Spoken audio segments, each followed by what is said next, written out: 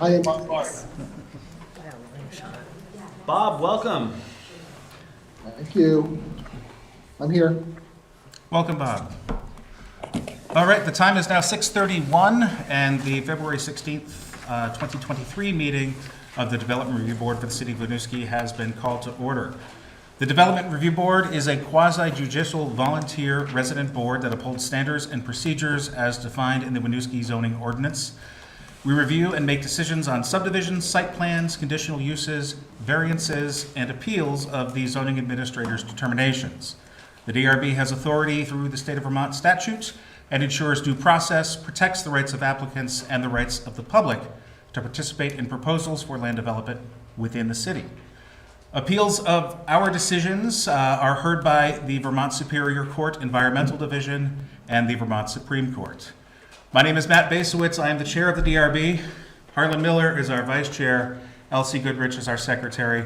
Our current members also consist of Aaron Guyette, who might be here later, David Weisberger, and Jordan Matt.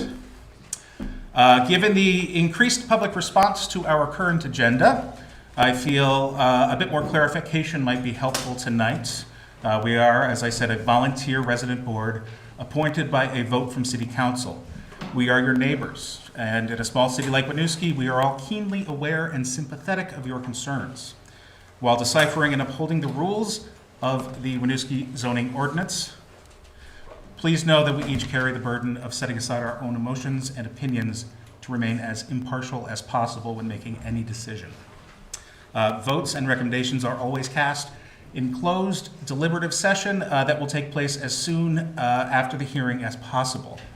We will ask anyone participating in tonight's hearings to swear or affirm that all testimony is entirely the truth under the pains and penalties of perjury. We will ask you to say, "I affirm," before testifying. Knowing that there is a large response to tonight's hearing, we will also be instituting a 2-minute time limit on all parties who wish to speak. The time limit does not apply to the applicant, appellant, or their representatives. We will also ask for applicants and appellants to stay close, as they may be asked to respond to individual questions or concerns that are raised throughout the hearing. Please make an attempt to hold your response until the party has finished their testimony. Please stay civil. Please refrain from any personal attacks in inappropriate language. Online Zoom participants will be asked to testify after all in-person testimony is complete. First on our agenda is changes to our agenda. Do we have any changes that we require or desire? Hearing none, we will move on. Vermont's open meeting law grants an opportunity for public comments at every public meeting. If anyone would like to comment about anything that is not on our current agenda, this is your opportunity. And hearing no public comments, we will move on to the next agenda item, which is approving the previous meeting minutes, which I did get to leaf through a few weeks ago. I don't know if you all did. I will entertain a motion to approve the minutes. I'll motion. Any seconds? Second. I wasn't here. Yep. Okay, Jordan seconds. All those in favor of approving the minutes, please say aye or raise your hand. Aye. And one abstention. All right, the previous meeting minutes are approved. Next, the first substantive item on our agenda is a public hearing on an appeal of the decision of our zoning administrator about a property at 115 Barlow Street. And Eric, I was wondering if you might be able to give us a little bit of background before we move on to... Yes, thank you very much. So I'll do a quick introduction. This is an appeal of the issuance of the intent to issue a zoning permit for property located at 115 Barlow Street, specifically St. Stephen's Church. This was an application that came in, was reviewed administratively, was appealed within the statutory 15-day appeal period as outlined. Because this is an appeal of a decision of the zoning administrator, which I am the zoning administrator, I will not be staffing you all tonight. That's why we have the city's attorney, Bob DePalma, who is online to provide staff assistance. I will, however, be here to manage the Zoom. We have a significant number of people on the call remotely, so I will be here for that purpose only and to moderate any documents to show if there are any for the screen. Otherwise, you can direct any questions or comments that you all have procedurally to Attorney DePalma, and he can provide that guidance for you. Similarly, he will also be, he will provide support for you during your deliberative session, whether that occurs tonight or at a future date. I will not be involved in that deliberative session with you also. Thank you very much. First, we would like representatives of the current owners of the property to please step forward and present to us.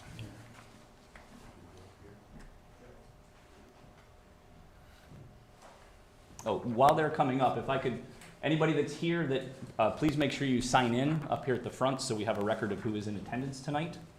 That'll be helpful for our purposes.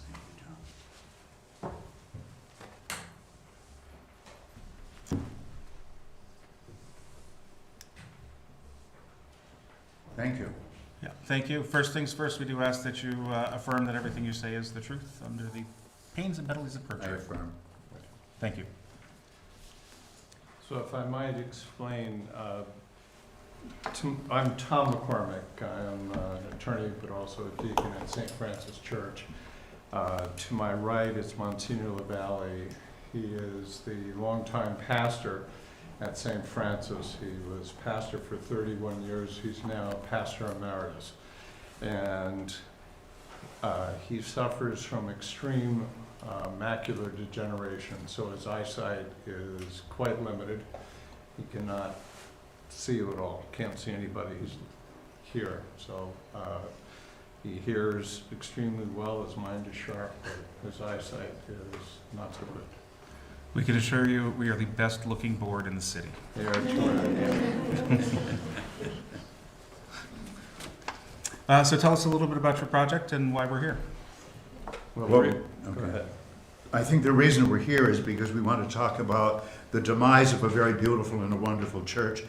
The thing I want to start with is, for us, the church it's more than simply a building. You know, it's sort of like a captain in his ship.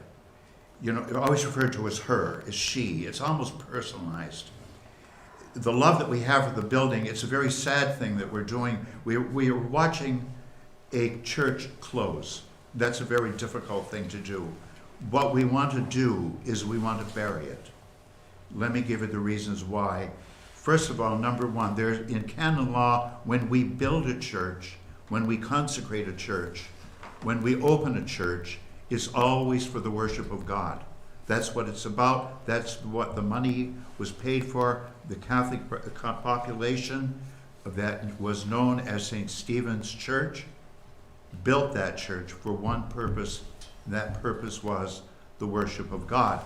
In canon law, after that building is consecrated for religious purposes, once that's done, and if we come to the point when we close it, there's certain things we have to do. We have to remove anything that has the worship value to it. In other words, if it's used exclusively, if it's something that we would call religious in nature, then we can't sell that. We have to use it properly. We have to give it to somewhere else. That we've already taken care of. That's going to the nuns in Westfield, Vermont, that we're doing it. So that comes down to another thing that the church has asked us. It said, if you're going to get rid of the property, if you want to get rid of the church, it can be sold. But it can be only sold, it can be sold for secular things. In other words, for something that is non-religious. But it cannot be sold or used for something that is profane. What does that mean? Well, in essence, it would mean it would not be anything that could be used that in anything would be against the teachings of the Catholic Church. The other thing is to demolish the building itself, to bury it. That's what we want to do. And the reason for that is, there is a reason for it. And the reason is, if we sold it to somebody and we say it can only be used for certain things, there are certain things it cannot be used for, that can be in effect only for as long as there's somebody to enforce it. It doesn't work. We've seen it happen with other churches. The reason it can't be used for secular profane, but we went a step further in our deliberation. And our deliberation is now the parish council that was St. Stephen's is now a member of St. Francis. We form one unit. And the deciding group is both parishes together and formed one. We're together in the whole process. I've seen too many cases where if, let's say somebody buys it and uses it for something that we would deem to be appropriate for the church, but then they sell it, then there's no control there anymore. And we talked together as a group and we voted, we said the best thing to do is to bury her, to bring it down. I don't think it's going to be a beautiful thing to see that building turned into something like has happened in the past. It could become a bar, it could become anything. And I think the people who love the parish have a memory of it. They want to remember it as she was. She was a church. That's what she is. She was created for a purpose. That purpose is no longer there. And we're looking for the permission to bury her. That's in essence what it is. Thank you for your time. Thank you. Tom, do you have anything to add? Only a couple points. One is Mike O'Brien is a part of the council, the board that made the decision. He argued a number of times eloquently for the building to stand. So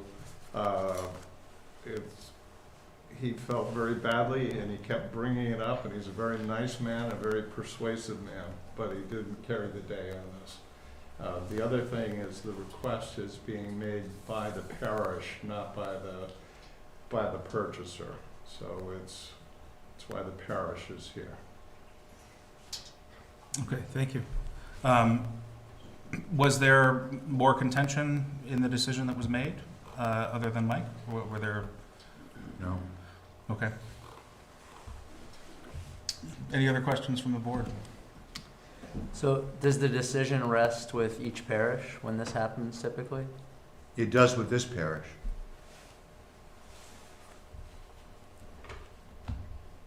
So other... In other words, yeah, the property was given to St. Francis, not to the diocese.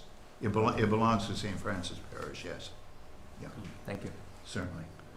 And so also there have been different results by different parishes, you know, with different properties. So this parish made the decision under the guidance of Monsignor LaValle.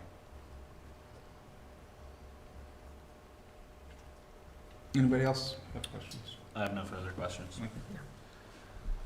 Would the decision have been different had purely hypothetically, the building been placed on a historic register, just out of curiosity? I don't think so.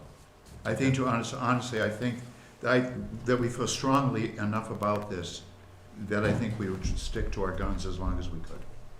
Okay. All right, we thank you for your time. Thank you. Yeah, please stay close. We may have more questions. Matt, I'm going to apologize and interrupt briefly as I start my recording, since I forgot to, but that's okay. Recording in progress. So just wanted to have that brief interruption here quickly while we're Okay. transitioning. So I'm good to But go we now. do have it with Yes, Town Meeting yes. TV. Town Meeting TV Yes. is streaming live and recording as well. This is just for my records as I Okay. make sure I get information correct. Up next, we would ask Britta, who is the appellant, to please join us.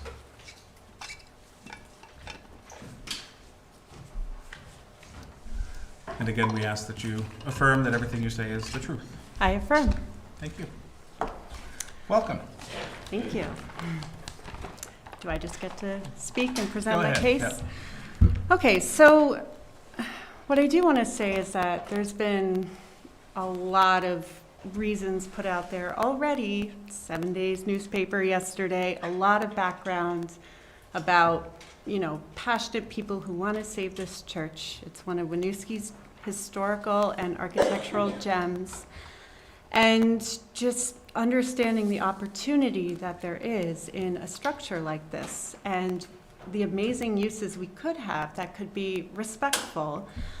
And I will let others speak to that, but really what I want to say is very specific and relates exactly to the reason that the demolition application was approved administratively. And I think that's honestly probably the most important thing that we have here, because that is what ultimately is driving this, this place that we're in right now. So I really just want to give some background and provide a rebuttal. And really specifically focused on the state register listing of the building. And I'm doing this speaking as a historic preservation consultant, trained and working professionally in the field right now. So in the staff memo, the zoning administrator stated as part of the rationale for granting this permit administratively that, quote, "there is no formal listing of the church structure in the national or state registers, and therefore no protection for the building." This statement was informed by a survey form of the rectory and the church completed in 1979, and the property was listed in the state register in 1993. And I believe you've probably seen the survey form. It was in your packet. So here's the problem that I see, is that really there is nothing in this survey form that clearly states that the church is not formally listed. And I say this with honestly, with complete confidence in my ability to understand this concept of state register listing. So, in my professional career, I have written literally hundreds of these types of forms that the church was documented on, and the rectory. I have written, these forms to evaluate properties for their potential state or national register listing.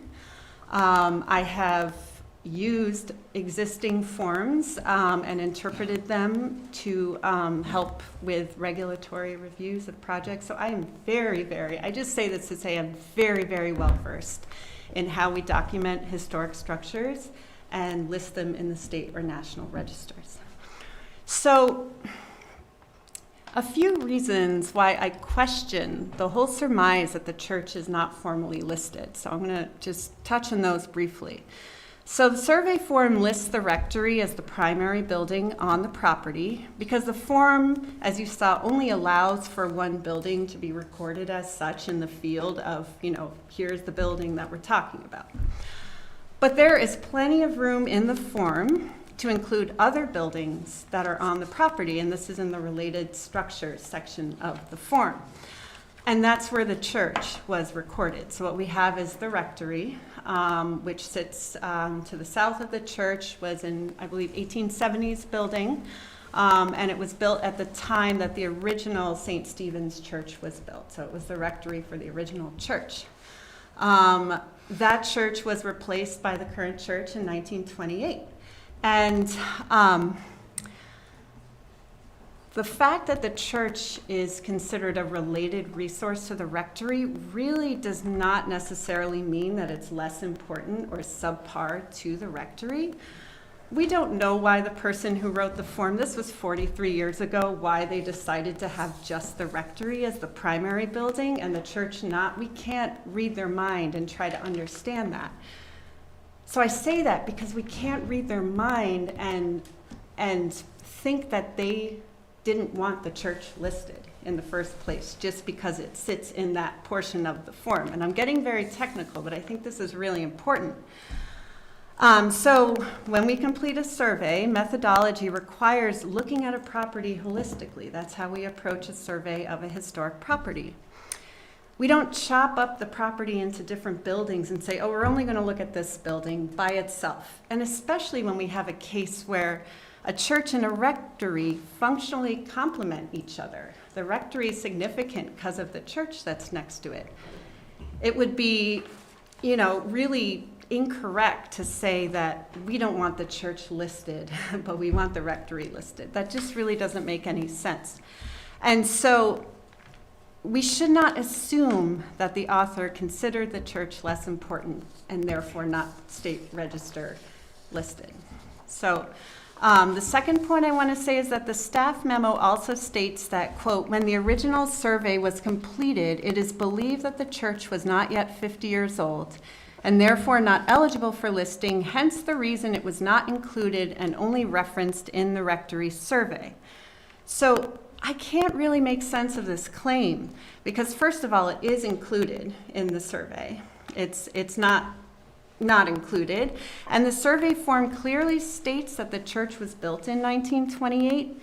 So the author obviously knew that it was 51 years old. So to try to figure out why, you know, maybe they thought it wasn't 50 years old and that's why they didn't want to list it, I don't feel comfortable, and I don't think we should feel comfortable leaping to conclusions like that about maybe what was the author of this form thinking. So, and 51 years old is important because typically a building needs to be 50 years old to be considered for state register listing. So it meets that criterion. So again, nothing here points or really conveys clearly that the building is not listed. And the third thing I want to say is that there is standard historic preservation language that we use to convey that a building is not significant or should not be listed in a register. And this might be because the building is not 50 years old, or it's, you know, been so altered that it no longer looks historic, or maybe it's just really insignificant, it's a shed or something like that. So this is for the purpose of providing clarity, and we don't have that clarity here. We don't have any of that language. The language you might see is like, this building's ineligible due to age, or ineligible due to lack of integrity, or non-contributing due to its loss of integrity. So none of this verbiage is actually used in the survey form to describe the church. So we don't have enough information to say that the church is not state register listed. And I'm saying this from someone who does these type of evaluations all the time. And I think, really, I ask that you do not make such an important decision based on a surmise that can be really easily questioned by trained professionals in the field of historic preservation, and that's what this is all about.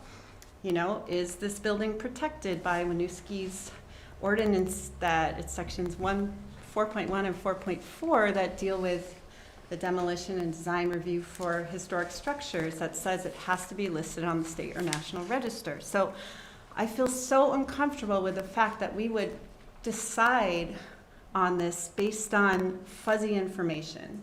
The listing status of this building is not clear, and that is clear. We need more clarity, and what we could do is we could ask for more clarity on this. The building can be re-evaluated, resurveyed, and then you would have a much better understanding of the building and how it really is listed in the state register. So that's what I want to say. I know a lot of other people are going to weigh in on other points and things that we wrote in our letter, but I just wanted to provide this really technical historic preservation perspective. So I'm happy to answer questions you might have. Have you spoken to anybody at the State Historic Registry about this quandary, or have you just observed the documents? Yes, and it's unclear. It really is. I mean, I've talked about it with a lot of people to bring it up, and colleagues of mine, and to try to figure this out. And the consensus has been that there's nothing that tells us that this is not a listed building here. You know, maybe the author didn't want it to be. We just don't know that, though. There's nothing, he didn't state that in the form. Do these surveys constitute the register? There's They no do. book, there's no actual list of buildings that are I mean, on the there's a register? list. Typically, there's a list in the front of the documentation that is the register, and a list of all the buildings. They're each assigned an inventory number. Then there's a map and they're mapped out. And then the individual forms just follow in consecutive. They're just organized by number. And typically, it's done somewhat geographically by address, how they're organized. So it's not, there are some counties in the state that did create more of a book. We don't have that in Chittenden County. There's just a compilation for each town. Is it common, or does it happen that specific structures within a property, those will be listed, but other ones will not? So that does happen, right? It would happen only if the author, yes, it can happen, and it could be because a property is not 50 years old that's on, or a building that's on the property, or it could be a building that you can't even see that it's historic anymore. Yes. In this case, obviously the church is very intact, so to assume that it shouldn't be listed, I don't see how we can do that. And, you know, we look for verbiage that says this specific building on the property is not contributing to the property's significance, is not eligible to be listed, so. Yep.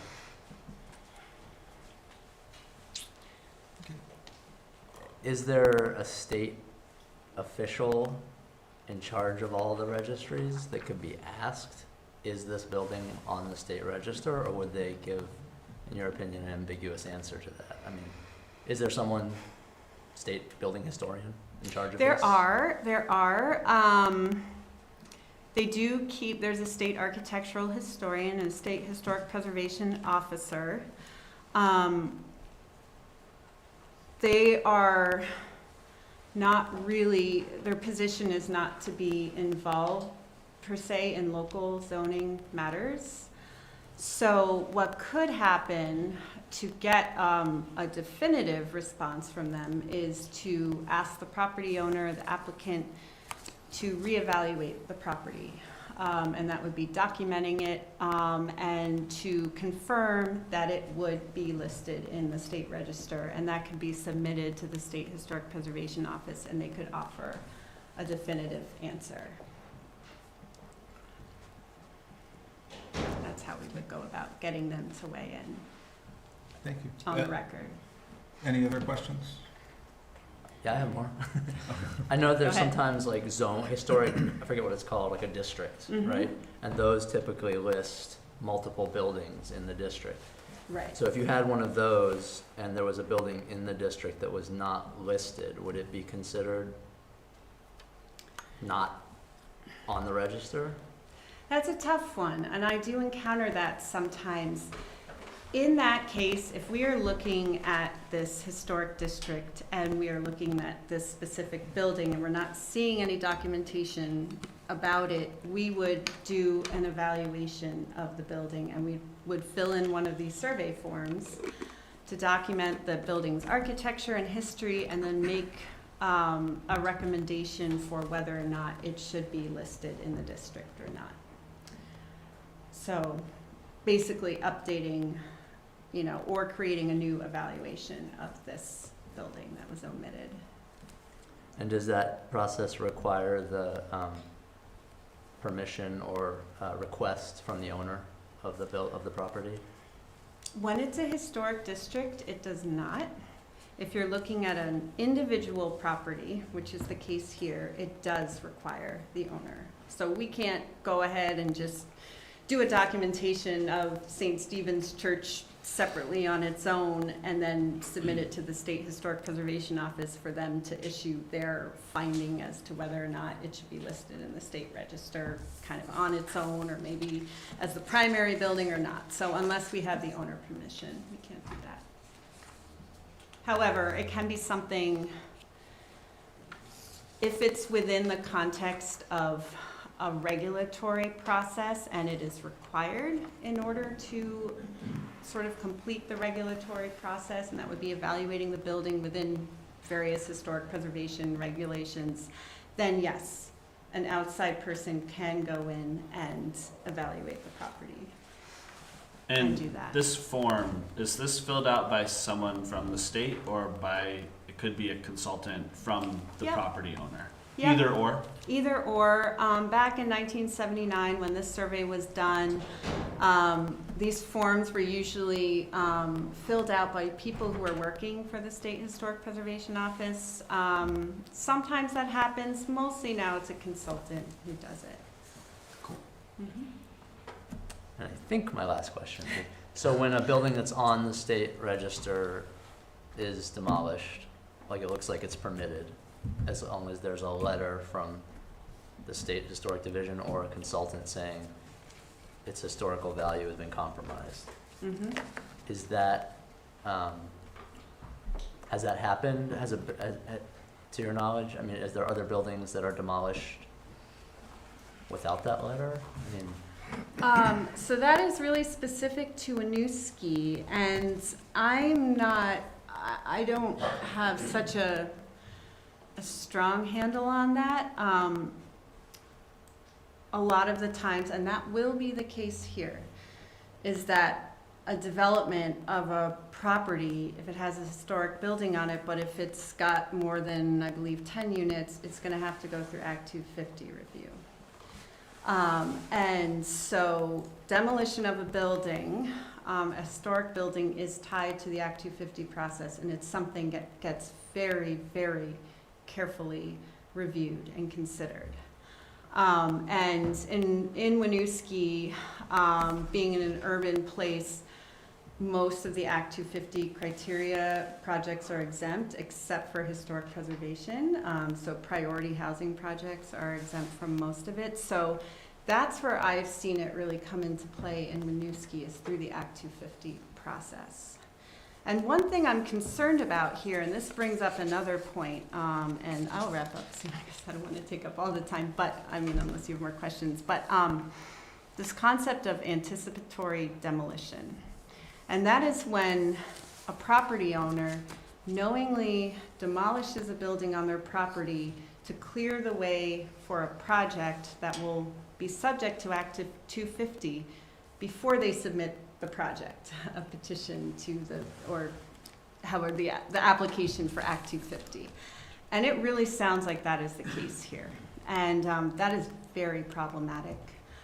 If you have a project that relies on the demolition of the church, but the church is demolished before Act 250 starts, then we have what's called anticipatory demolition. There are fines associated with that, based upon the extent to which the property owner knows that they are violating a potential regulatory process.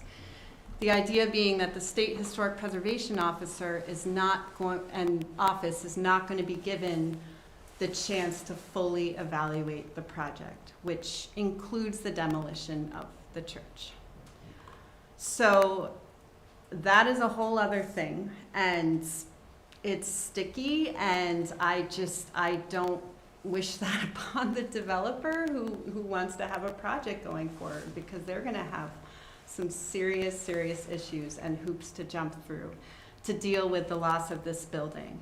And there will be retroactive reviews, there could be fines, so that's another consideration here. And of course, that's not Winooski regulation, that's the state land use law, so. do we know if Act 250 would apply to this project? I would think so. You know, it involves a historic building, and it will be more than 10 units, I assume, whatever development will happen on the property, in which case, yes. And possibly even federal, state historic preservation processes, depending on how the project might get funded. It's possible that there will be federal level review.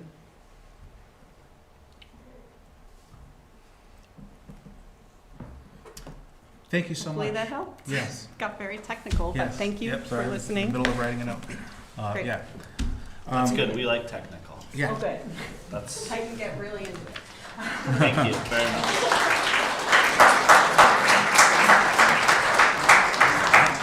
I'd like to invite Tom, and if you're able, I'm so sorry I've forgotten your name, Monsignor, to come back up. I do have a couple follow-up questions for you real quick, just so I can get a better idea of the scope of the project and the scope of the demolition.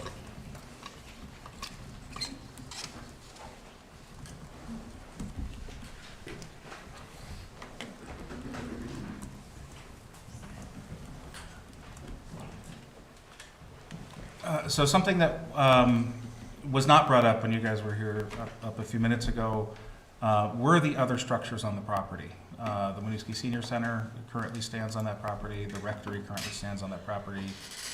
I think there's a garage that may be attached to the rectory. Not entirely sure. The demolition permit that you have requested, what structures does that involve? It's the church building. Just the church building? Okay. And I should point out that the senior citizens center, the senior center is, it's under lease. And it's got 20 or 20 plus years remaining on that lease. So that stays. Okay. Really, that was actually my follow-up question, is how is that relationship? So you own the structure currently, or Honestly, I think it's leased land. leased land? Okay. Yeah, I think but I'm not certain about that. I didn't pay attention to that. As I recall, it's $1 a year lease, Okay. and that it expires sometime in the 2040s. Okay. So, a few points, if I might, to respond to the prior witness. Mhm. It's an odd situation. This building is not on any registry. So to come here and say, well, this was intended, or in her very experienced view, it would have been done differently. The plain fact is, it's not on a registry. Also, it seemed to me that to reassess it would require the owner's consent, if I heard what he was saying properly. And that's not going to happen. And finally, I thought I made it clear, but the request to have the building taken down is not by the buyer, it was by us. So it's not a Trojan horse to get around Act 250. That simply is not the case. It was done at our request, so. Were you aware of the historic significance of the rectory building and the fact that it is on a registry, or that it seems to be on a registry? No, I didn't Okay. pay attention to that. Okay. I mean, my concern is the church building. The rectory, if it's in good enough shape, it will be used, I assume, for housing. Whether it meets code or not, I don't know. Okay. Do you have any concerns about that building being put to a use that you would not approve of, that the congregation would not approve of? The church is our concern. I asked if they would have any concerns with the rectory being put to a use they didn't approve of. No, it's only the church. Any other questions? Okay. Thank you again. And we will now open the floor to the public, and I think we'll probably have, if you've got the list of Yep. people and. Yeah, so there was, I have 8 people that signed up to speak. I believe 4 of them are in the room tonight, and I know 4 of them are online. So in the order that they signed up, I'll just call them and invite them up if that's okay with you. That works. Okay, so Sierra Macaris and Arthur Macaris as well. I don't know if you're related? Are you related, or? Yes. Okay, you can. We have separate remarks. Oh, then we'll take you one at a time.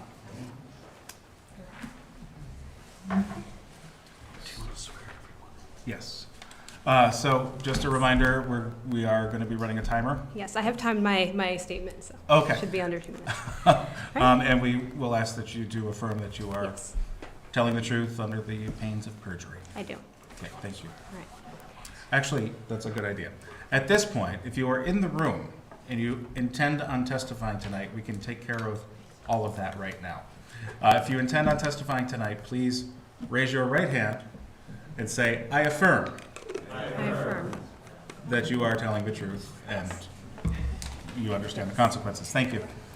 Sierra, thank you so much. Go ahead. All right, so good evening. My name is Sierra McHarris, and I live across the street from the property in question. As a historian, I can say that the nearby presence of such a beautiful piece of history was a factor in my decision to purchase my home, and I would be quite disappointed to see it demolished.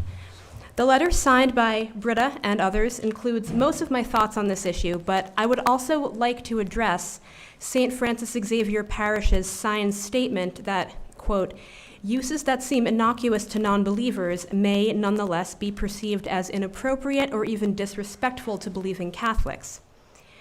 With all due respect, our country's commitment to separating church and state means that religious sensibilities cannot dictate public policy.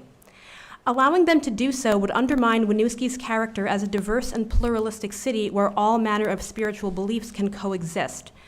Either St. Stephen's is sufficiently historically significant to be preserved, or it isn't, but this determination can and must be made without appealing to subjective notions of what is sacred. To do otherwise would be not only to favor one theology over another, but to enshrine that theology in law.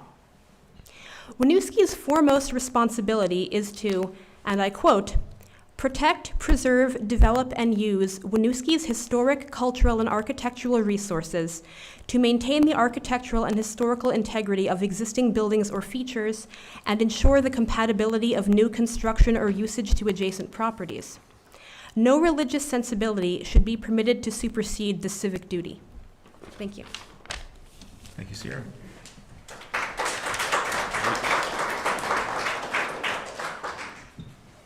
Next is Arthur McHarris.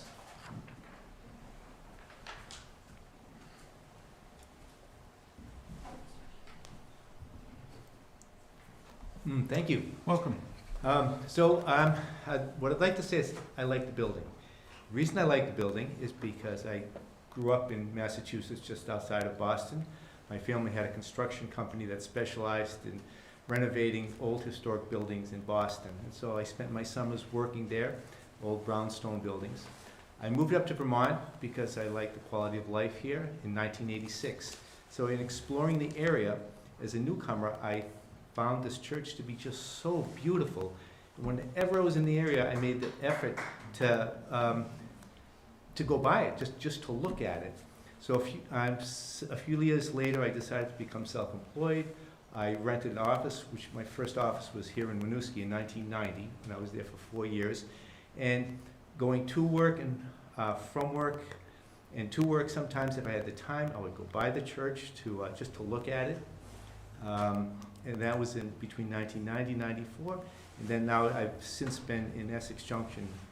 And I still go by the church to look at it, and to my surprise, 30 years later, my daughter ends up living right across the street from me. And anyways, the building has unique architectural design. Its lines and its geometric patterns are beautiful. And you know, there's an architectural firm in Massachusetts called Mass Design, who are world famous for designing new structures in third world countries, and they have a saying that beauty is justice, and their emphasis is in creating new architectural designs that are based on historical premises that make life beautiful for people. So, in their saying is beauty is justice. So that's it. I like the building. Thank you. Thank you.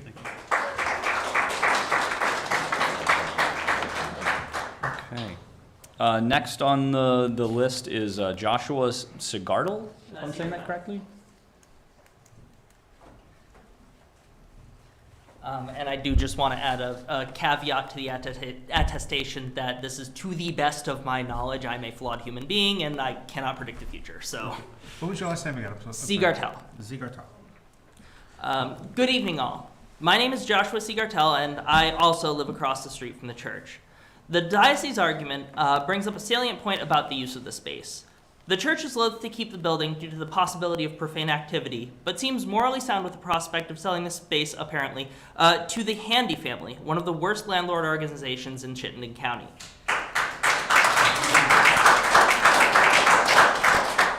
Like my wife, I have no desire to impede housing development. The Chittenden area has a need for high-quality, low-income housing. However, the Handy Corporation is unlikely to provide that for the space. Local investigator Johnny Wenzer, in his piece titled "Burlington Landlord Horror Stories," alleged the Handy Corporation to be discriminatory in their rental practices, renting to ex-convicts on parole who are disincentivized to complain about broken equipment and home issues. They are also accused of vermin infestations, unlawful evictions, and deposit theft. On a community level, these issues can result in a stretch of the public defender system, health issues that are likely to fall on taxpayers when the disenfranchised cannot report health issues to their landlords, and an overall degradation of the city's quality of life. To reiterate, I am in no way against property construction in Winooski, but telling landlords responsible for these horrid business practices seems to be more profane than repurposing the church into a library or a community center with high quality, low income, or affordable housing.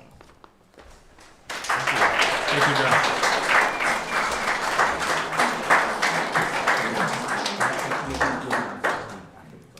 You, sir, gained the notoriety of having the first Johnny Wanzer reference at the Winooski DRB. So there you go.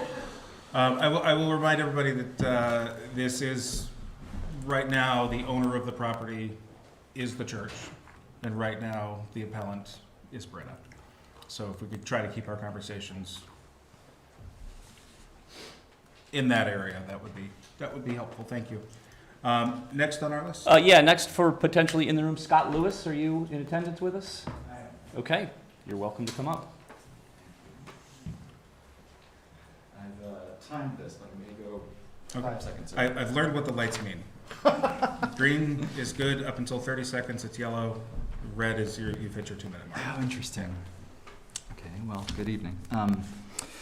My name is Scott Lewis, and I live across the street from the church. Allow me to paint a picture. A messy apartment, dimly lit, with a vague breeze coming from a window with glass that doesn't fit the window frames.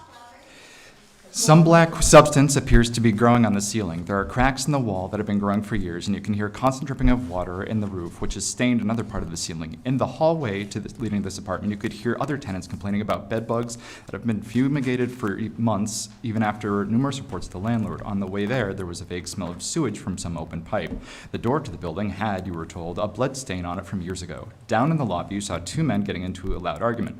They've been yelling at each other for hours, even after the police had left for the 3rd time that night. In other words, imagine the stereotypical bad apartment complex. That is what is being proposed to be put across my street. I'm a programmer by trade, but I've always loved doing things with my hands. I'm a bit of a DIY handyman. In another life, I would have made a great property manager, and the way I see handy properties managed and maintained horrifies me. The scene I depicted is not an example of every apartment of theirs. However, everything I described has been noted and been made public record in many different properties, all of which have been owned by Handy, indicating consistent negligence and poor property management. There might be some who would argue that affordable housing lowers property values. This is actually a myth. Largely speaking, multiple studies have shown that property values tend to actually increase when affordable housing complexes go up, but with a very specific caveat. The condition of the property has to be good. When they are not good, the value surrounding the properties drops significantly, which incidentally also reduces the property taxes that the city can collect. Handy's has consistently been reported in papers of public record by health inspectors to have buildings with unlivable conditions, and in the case of non-residential properties, zoning violations.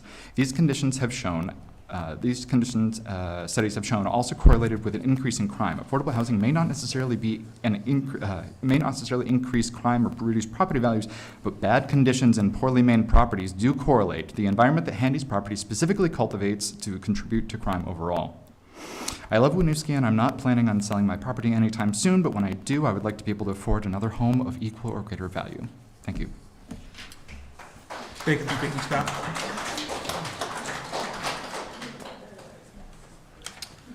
Next. So we have several folks that signed up that are online that I'd like to go to them if that's okay, and then we can open it up to That'd be great. To whoever else. So next up on the list, I'll find you here quickly, Scott Newman.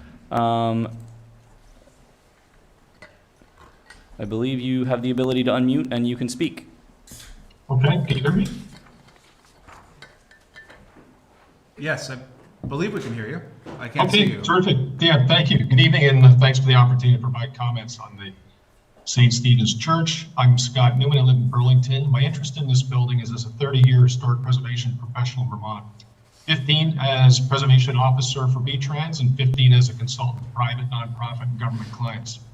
I've written nominations for hundreds of buildings for the state and national register of historic places and have extensive experience with Act 250 permitting as relates to historic sites, several of those projects being in Winooski. Regarding the overview of the appeal documentation, this may be covered ground. It says there's no formal listing of the church structure in the National or State Register. This is not an accurate statement for a couple of reasons. First, the method for listing second structures in the property in the state and national registers is identical to how St. Stephen's Church is documented in the Winooski State Register. This method for listing is still used today. For example, in a recent National Register survey I completed for 400 buildings in Waterbury, there are dozens of structures noted as related structures which are considered listed consistent with the rules of the Vermont Division for Historic Preservation. I don't see how St. Stephen's Church is any different, and it seems a stretch to suggest that this related structure consistent with the division rules is somehow not listed in only this particular case. The second reason relates to the age of the church. The overview of the appeal states that the survey form is ambiguous, or the surveyor was not sure whether the building was 50 years old. Also an inaccurate statement. The date of the survey is noted as 1979. That same survey notes the date of the church construction as 1928. So it's simple math for the surveyor to realize that that building's 51 years old. So it's clear the building is over 50 years old. Bottom line, this marble walled church was properly documented on the survey form as being 50 years old and properly documented on the survey form as a related structure to the older rectory, the primary resource. I don't believe there is any ambiguity here whatsoever, and in my professional opinion, the church is currently listed in the State Register of Historic Places. The second point relates to anticipatory demolition. As Britta referenced earlier, when a building is purposely or wink, wink, demolished for a subsequent project that requires an Act 250 or Section 106, if there is a connection made between that demolition and the permitting for the subsequent project may not be given a permit under Act 250 at all. That could be an undue adverse effect as determined by the district coordinator. So if I were a developer, I would be extremely wary about stepping into a situation with such a controversy regarding a problem such as this and a building which is listed in the state register. Thank you.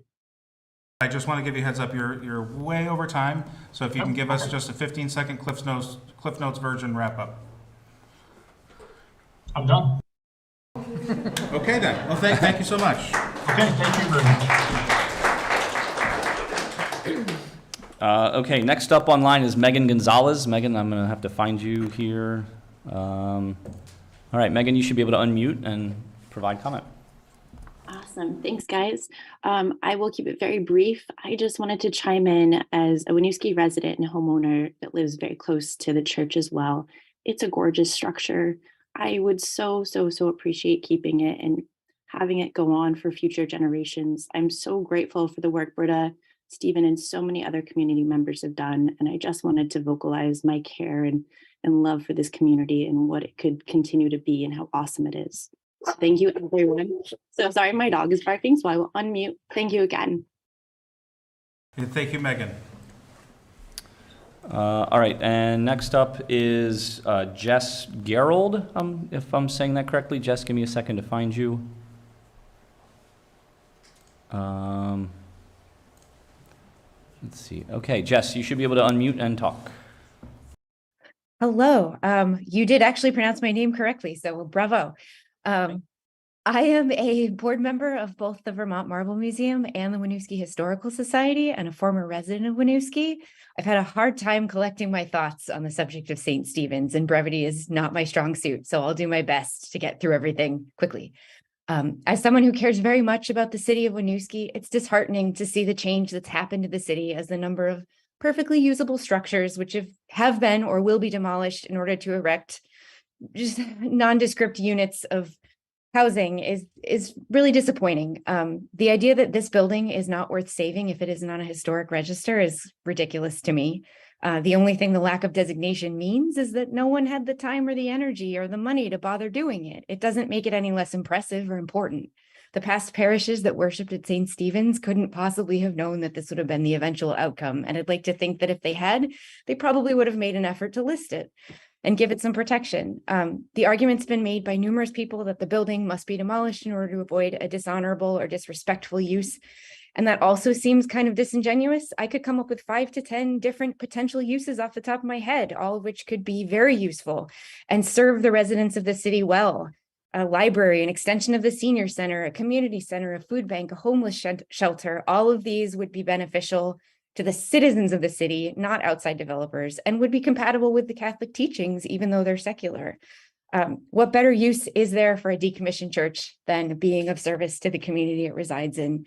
Monsignor LaValle said earlier that the church is more than a building, and yes, it is. It is the community it's a part of.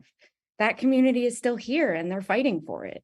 I fully respect that it can and should be sold for secular, non-religious, not profane uses, but the argument that it could be used for a bar or another such use and therefore must be demolished isn't fair to the people of Winooski who have fond memories of attending St. Stephen's, the people who pass by it every morning on their way to work or school as they go about their day. Those people care about its silhouette on the horizon. They care about their relatives who may have contributed funds to the building of the church, who were married and baptized and confirmed at this location. Last thing I want to say is that Vermonters are a group who typically pride themselves on being resourceful people who bring creative, eco-friendly solutions to every problem. I'd like to challenge all of you to consider the idea that there might be many different ways to use our collective ingenuity to successfully find an acceptable use for St. Stephen's. Demolition and the resulting infill will not likely enhance the streetscape in a way that's more impressive or more well-loved than the current monumental marble structure. And that's all. Sorry.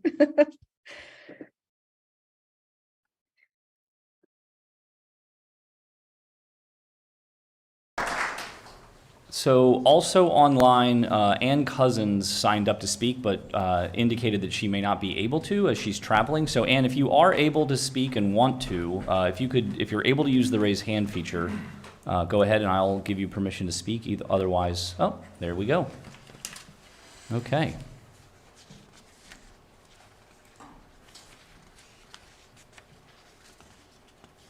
One moment, please. There we go. Okay, Ann, you can unmute yourself. I'm going to speak very briefly because I have a lot of background noise where I am. But very quickly, the Catholic Diocese of Burlington has churches that they have used for what they call profane uses, but in fact are community uses that have been a continuation of the service of the church, but a secular use. And I would encourage that this approach be considered for St. Stephen's. We have a wonderful opportunity. This is a landmark built of Vermont marble and built by architects who are known nationally, in fact, internationally, for the ecclesiastical architecture. So my encouragement is that we find a solution where everybody wins. Thank you. That's all I have to say. Thank you very much, Ann.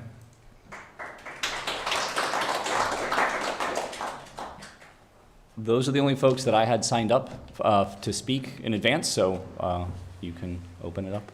Okay. To the floor. Is there anybody else here in the room that would like to speak on this?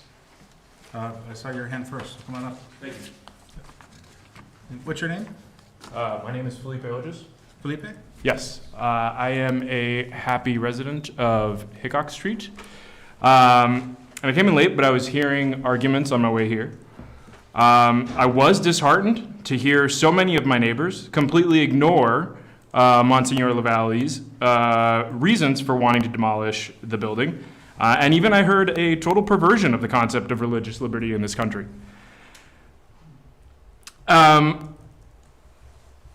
Forms this, historic register that, some technicality there, it doesn't really matter, stacked up to the fact that this is a holy site, and it should be incumbent on us, we the people forming this government, to respect their wishes. There's nothing anyone here can say that will guarantee that the structure won't be used contrary to their desires further down the road. And I am curious why we all care so much more about the status of a structure, a physical object, than what that building means to the people who actually worshiped in it. The church has been non-functional for 2 years now, declining membership, and I heard a very heartfelt statement from the parish here that they want to bury it and have a funeral for it. That struck me as something with heavy emotional weight and something that I don't think anybody else here speaking addressed. The board, or rather, the zoning commissioner had made his decision already. I think that the review should uphold that decision. Thank you. Thank you, Felipe.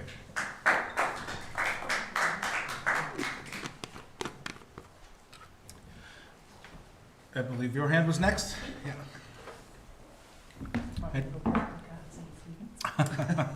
So I'm Sue O'Brien. I've been a resident of Winooski for 38 years. I would be remiss if I did not share that my husband Mike's family, the O'Briens, were devout parishioners of St. Stephen's Church going back 6 generations. And tonight 2 of those generations are here, with the first emigrating from Ireland. My husband's dad, Dr. O'Brien, always called St. Stephen's the Irish Catholic Church and St. Francis the French Catholic Church. Many other ethnic groups joined St. Stephen's over the years, including the Vietnamese, Italian, Polish, Lebanese, and many others. The St. Stephen's Parish was founded in 1872 to serve the Irish rail workers' families. The former brick structure was built in 1871 and later replaced by the present neo-Gothic marble church. The church was dedicated on September 29, 1929, over 93 years ago. On the back of this little wooden replica church of St. Stephen's, it says, "Both buildings are a testament to the faith and generosity of our ancestors." The marble church was designed by the famous Boston architectural firm of McGinnis and Welch, known for their religious architectural buildings. I learned from Joe Perrin, the Winooski Historic Society's president, that the marble block siding on the church is actually a mixture of white marble blocks coming from the Proctor Quarry and light gray marble blocks coming from the West Rutland quarries, both owned by the Vermont Marble Company. The West Rutland Quarry closed in the 1970s, and the Proctor Quarry closed in 1993. Today, the quarry in Danby is the only remaining quarry in Vermont, and it's the largest underground marble mine in the world. Dimension marble, as used on St. Stephen's, is quarried to remain as a block to use in monuments, walls, and fireplaces. The majority of marble today, however, is ground into powder and has many uses. Believe it or not, but your toothpaste and Cheerios probably have them in it, along with many other uses. Thus, the marble that adorns St. Stephen's Church is irreplaceable and priceless. The marble church is of local, state, and national significance, both in its design and building material composition. What lies under the marble bespeaks to the efforts and pride of our ancestors to build a church to stand the test of time. Behind the marble block siding, the church is built with Drury brick coming from Essex Junction and oak timbers. I was lucky to tour the church and rectory some years ago when Father Davino hosted an open house. In going through the basement of the church, I was amazed by the massive walls and the pristine condition of the space. As an illustration of the church's significance, I want to share a post by Miriam Block that was on the Winooski. So this was on yesterday, or maybe, yesterday, on the Winooski Vermont Historical Society's Facebook, and it's written, I'll just read it verbatim. In 2019, Miriam Block, or herself, did a project through the Mill Museum with art students from Winooski High School. Students were asked to paint a hidden gem in Winooski. This student from Burma that you can see in the picture had only been living in Winooski for a few months. He chose to paint the St. Stephen's Church. When asked why, he explained it was the first building he went to when his family arrived in Winooski, and he could not believe that he was going to live in a place with such a beautiful church. The building left a huge impression on him, giving him hope for his new life ahead. Living in it. Gonna pause real quick. Am I short? We're way over time. Oh, I apologize. Yeah. Okay. Living in a time when our natural resources have become limited and scarce, it's everyone's responsibilities, including the Catholic Church, to save and find respectful reuses of our treasured churches. We owe it to future generations to show them that beautiful buildings survive and thrive, and just maybe plant the seed that they too can design and craft their own architectural gem. I ask you to give hope to St. Stephen's Church and save this beautiful and historical significant church from the wrecking ball. Thank you. Thank you, Sue.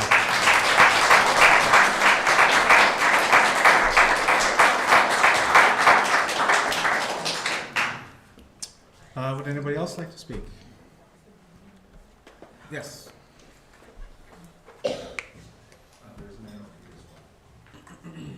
I'm sorry? There's a man over here as well. Oh, okay.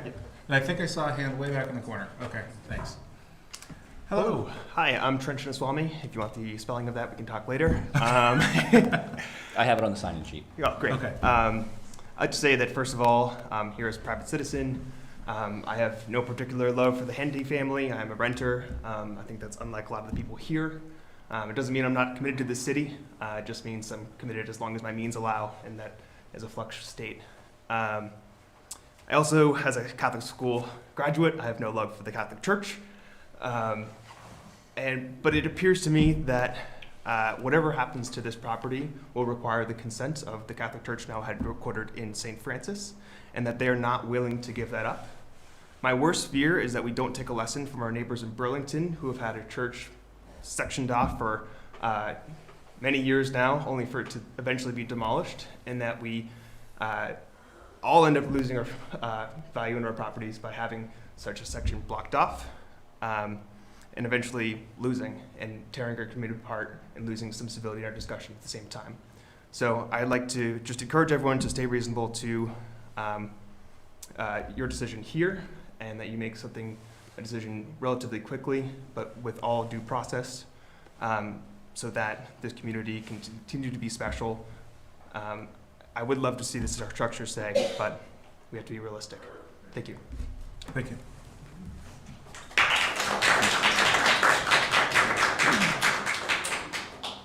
My right side of the room. I'm so sorry.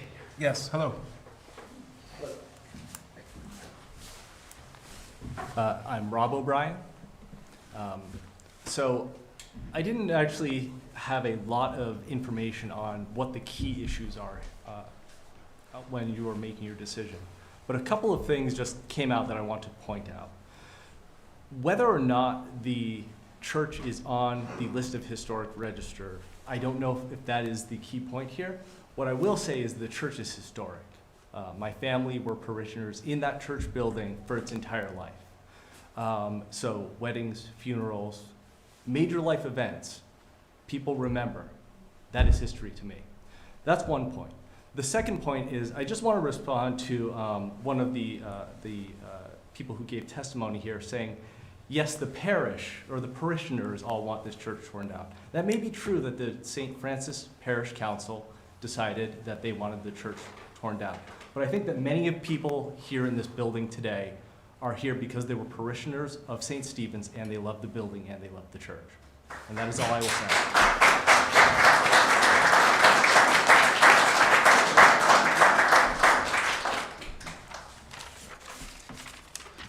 Next, yes, thank you.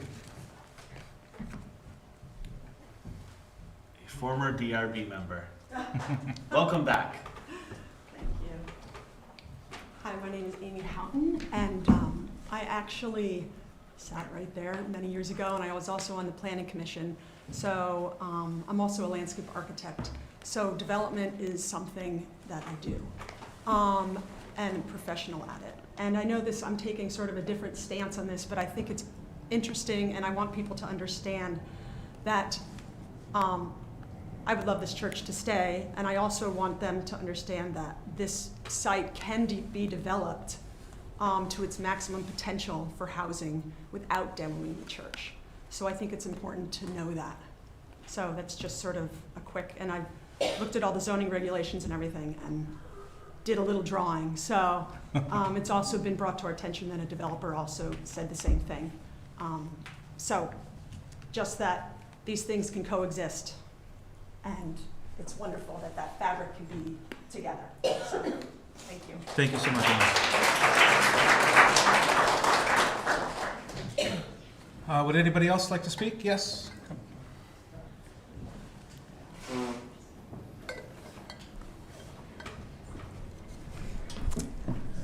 You have people here that have way more familiarity with the issues than me, so I'll try to be brief. My name is Jeff Nicholson. I actually live in South Burlington, but I've always felt like we had a community here I've lived in Burlington. Came here 40 years ago, saw most of this area by foot before I ever had a car for the first decade. I've walked into that neighborhood, and let me tell you, when you walk up that street, you can feel a change. I'm not a religious expert or an architecture expert, but you can feel the difference. And I don't think it's a religious experience or metaphysical, but it's the space, the air is different, the surface reflectivity is different. You can just tell that it's a different space. Our communities are built around spaces like this. Winooski's really well built around communities like this because that's the way they built communities back in those days.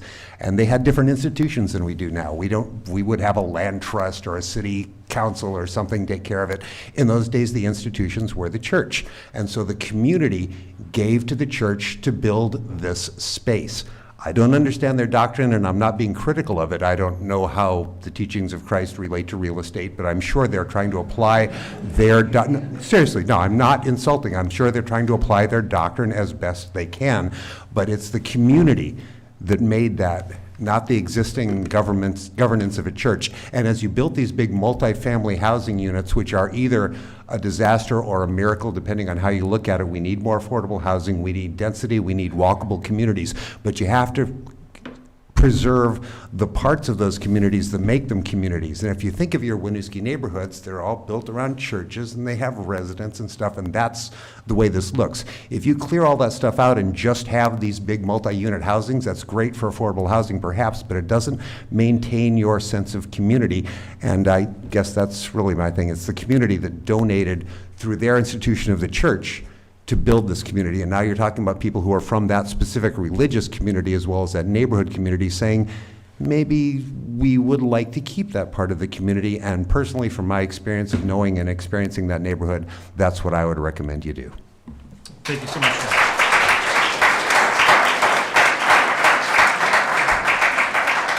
Is there anybody else in person here? Yes.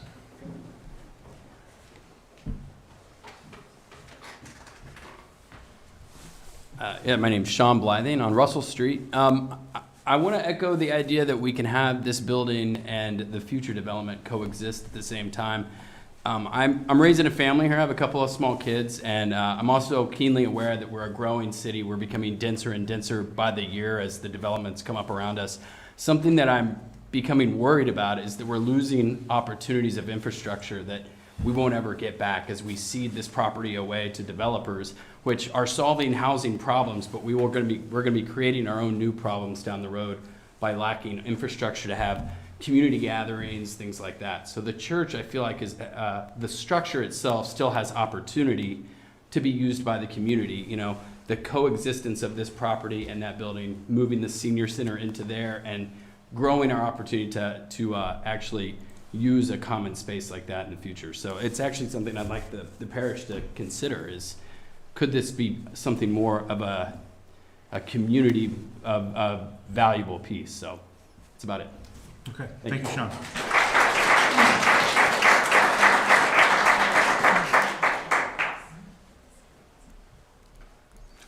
Is there anybody else here in this room that would like to speak tonight? I see a hand.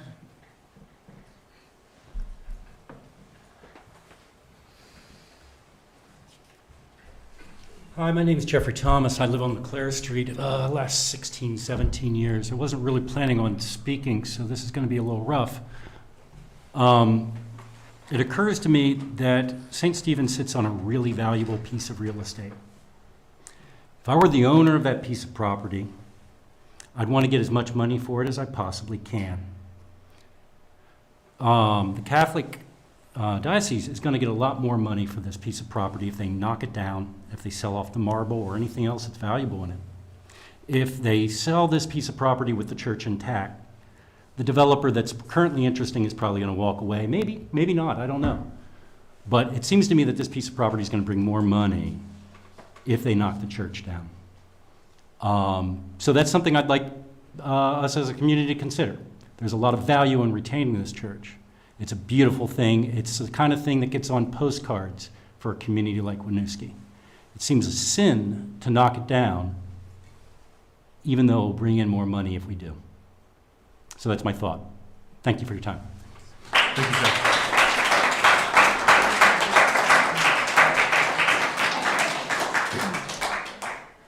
Another comment from the back? Yeah.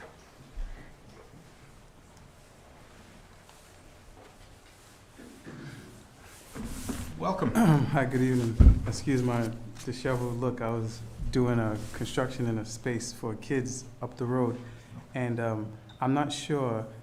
I'm originally from. Hi, my name is King McMillan. Sorry. I'm sorry. I'm King McMillan. King? Yeah. King, and I'm the founder of the Fight for Kids Foundation, and I'm from New York originally, and I've seen a lot of churches that were repurposed for like community centers and things of that nature. And I was just, I didn't hear everything that went on, but I was wondering if there was like some common ground where I hear a lot of people talk about community spaces, and we do, like right now I'm opening the Winooski Youth Center on Malice Bay Avenue, but it's a small space, and if we could do something for kids or adults in the community, it seems like that would be in alignment with the church's purpose ultimately. If that's something that might be an option that will help maintain the church as a building, but maintain the structure of the community on it's not just about the building, it's about the community, building the community. And I think the church as a building for building the community is a good thing, or could be a good thing. So it's just a question of, is it an option to either repurpose it for something that, for kids, I would be willing to have a conversation about that. And the other thing, just because where we open the space, next door there's a mosque. And I heard the guy, he was saying, oh, you rented out the space? I said, yeah. He said, we were looking for a bigger space. And the mosque in South Burlington just took over a church. And I'm just saying, if it's to be a religious space, I'm just throwing it out there as another option, maybe the mosque from Malice Bay Avenue. Would the church, again, consider it staying a religious space and then being able to keep the building as it is? That's all I just wanted to share. Thank you. Thank you so much, Ben.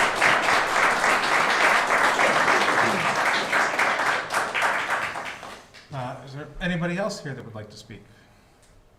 I just have a question. I don't really want to get up and speak, but what prompted the diocese to select a developer immediately without checking into different possibilities of what they could do with the church? My older brother, he was a big developer, and I did mention to him that this was up for sale, but apparently it was already put on the hold or something. But I said he develops FBI buildings, VA hospitals, etc. And I said, wouldn't it be nice if we could put something meaningful there that would represent, the church in a better way? And anyway, he said he wouldn't want to do anything that he loves St. Stephen's Church. He said I would do something. Ma'am, we can't hear you on Zoom right now. Sorry? They can't hear you on Zoom. Yeah. They can't hear you on.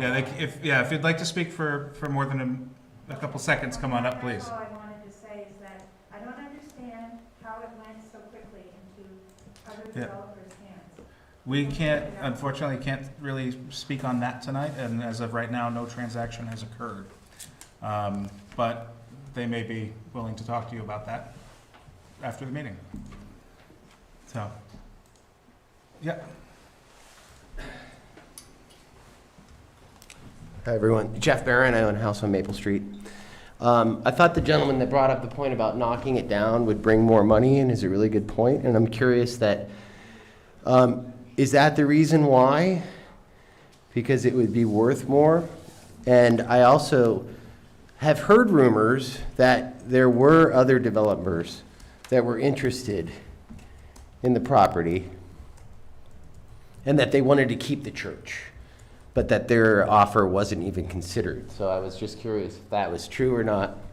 Just throwing it out there. I love the church. I'm a confirmed Catholic. I think it's a beautiful space, and I hope it stays. Thank you. Thank you very much.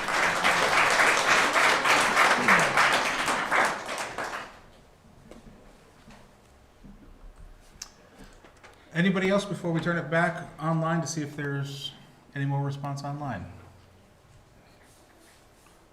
And Eric, let's Okay, reach sure. out to Zoom For one more folks, time. yeah, for folks that are online, if you have any comments, please use the raise hand feature, and we will recognize you in that order. We do have Representative Berbecco on the line, so Representative Berbecco, you can unmute and speak. Good evening, everyone. This is Daisy Berbecco. I live on LeClaire Street, and I'm currently in Montpelier, where I represent you in the State House. I just have to say I've been listening, and I couldn't be more proud to represent Winooski. I see a lot of opinions and various. I'm just very proud to be representing you and grateful for this process and that the community has come together and you guys are going to take these thoughts into consideration and refer to Act 250 and make sure that policies are followed. And I'm so grateful that we have the ability to do this and that Britta and Stephen and others pulled this together. And I regret that it didn't happen sooner. I know in hindsight, it would be better that we had community come together through the process and be informed a little bit sooner. And I know we can follow along with planning and zoning meetings. Those are posted on the Winooski website where Eric can direct us later. But thank you, everybody. It is so wonderful to see you all. And I'm sorry I'm not there. Well, thank you so much. Is there anybody else online? I'm not seeing any other hands online at this time. Just a question, can you explain what happens next after the end of this hearing? Yes, at the end of this hearing, we're going on to another hearing, which some of you may be here for. What we typically do is go to a closed-door deliberative session where we will talk, and again, the decision we are deciding, what we're making a decision on, is an appeal of the zoning administrator's determinations. And as a reminder, the determinations that were made came out of this book. This is the Winooski Bible right here. And so we will be discussing, based on the testimony that was brought in, whether or not the correct decision was made. And that's where we'll go from here. Decisions can be appealed, as I said before, to the Vermont Supreme Court Environmental Division. And I forget there's another court beyond that if it goes beyond that. Yes. Yes. One question. Did I understand you correctly in the beginning of the meeting that your vote on this will also be done in closed session? Yes, it will. So that doesn't have to be done in open session? No. Everything will be written out. You will see, if it's not unanimous, you will see it was a 4-1 or whatever vote. But that will be responded. I think it's 45 days from the end of the hearing? Correct. Once the hearing is closed, you have 45 days to issue a decision. Yeah. So, yes. Can I speak? Can you speak? Certainly, come up. Hi, I'm Louise Rushlow, and I wasn't planning on speaking, but my parents, Louie and Pauline Rushlow, were a very big part of this community, and I'm sorry, but my mom always said this was the best place to grow up. And 60 years later, we're still friends with all of the French-Canadian kids that we went to school with, and we're still friends with all of the Irish kids from St. Stephen's, and it was the best place. And I just want whatever decision is made to really take into account that it's not about the money. My mother would always say, that's Pauline Father speaking, that it's not about the money. It's about community, and it's about love, and it's about taking care of each other. And I hope whatever decision is made, that those ideals are followed through. Thank you. Thank you so much.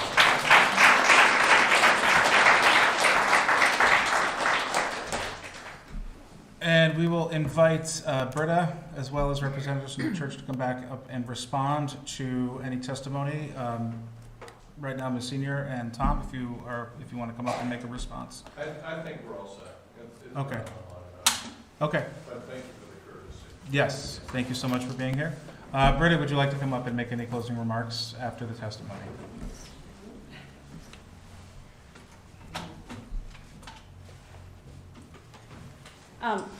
This is going to be really brief, and I just want to thank everyone who spoke today, and I think it's wonderful that our community is coming together and weighing in and making their voice heard, considering what an impactful decision this will be. What I just wanted to do is remind us, and I heard it said that it doesn't matter whether the church is listed or not, that doesn't matter at all. I heard it said that the church is not listed, just kind of thrown out there sort of very casually. I just want to remind everyone that, and I'm going to just read from the land use regulations here. I know you know it, but just so everyone can hear like exactly what we're deciding on here and why the zoning permit was issued. And that's because the demolition of structures listed on the National or State Registers of Historic Places shall be prohibited unless prior approval is received from the Vermont Division for Historic Preservation or a letter from a qualified historic preservation consultant documents that the historical significance have been compromised and no longer relevant. So the decision by the zoning administrator was that the building is not listed, therefore it's not protected, and that's why we're in this place. And that, you know, everything else we're saying is so relevant, but the actual decision that's being made has to take that into account. And when we have a building that its state register listing is really unclear, and I think there's been a lot of testimony that has spoken to that, I really think that needs to be very, very carefully considered in your decision. So that's what I want to say. Thank you so much. That's all I've got.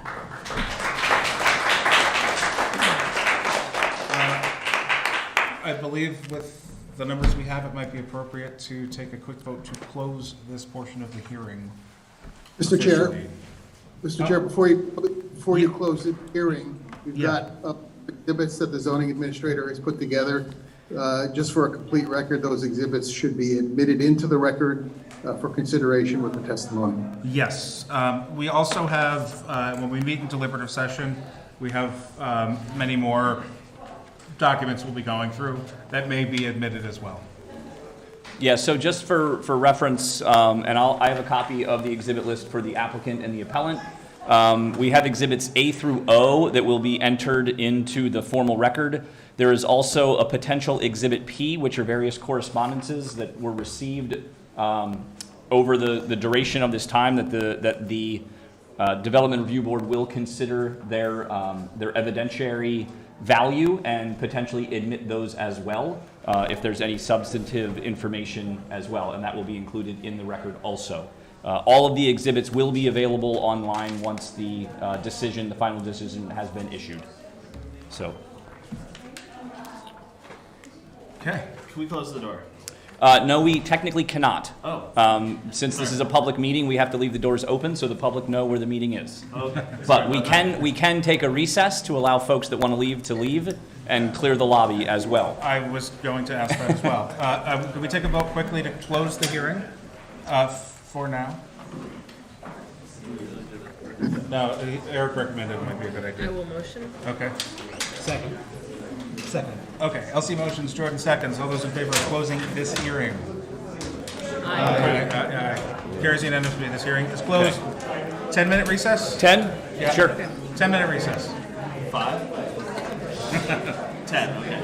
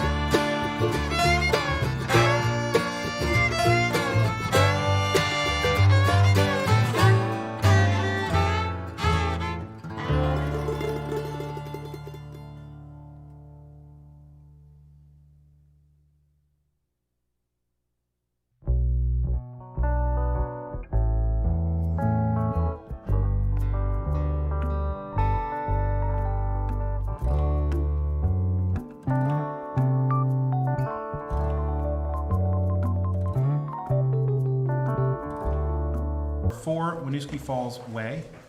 And I was hoping Eric might be able to give some background, and we'll Yep. call the Sure. applicant up. Yep, I'll do a quick introduction. So this is a request for a variance from from section 3.6 of the city's land use regulations related to specifically related to parking, the location of parking in the city's downtown core zoning district.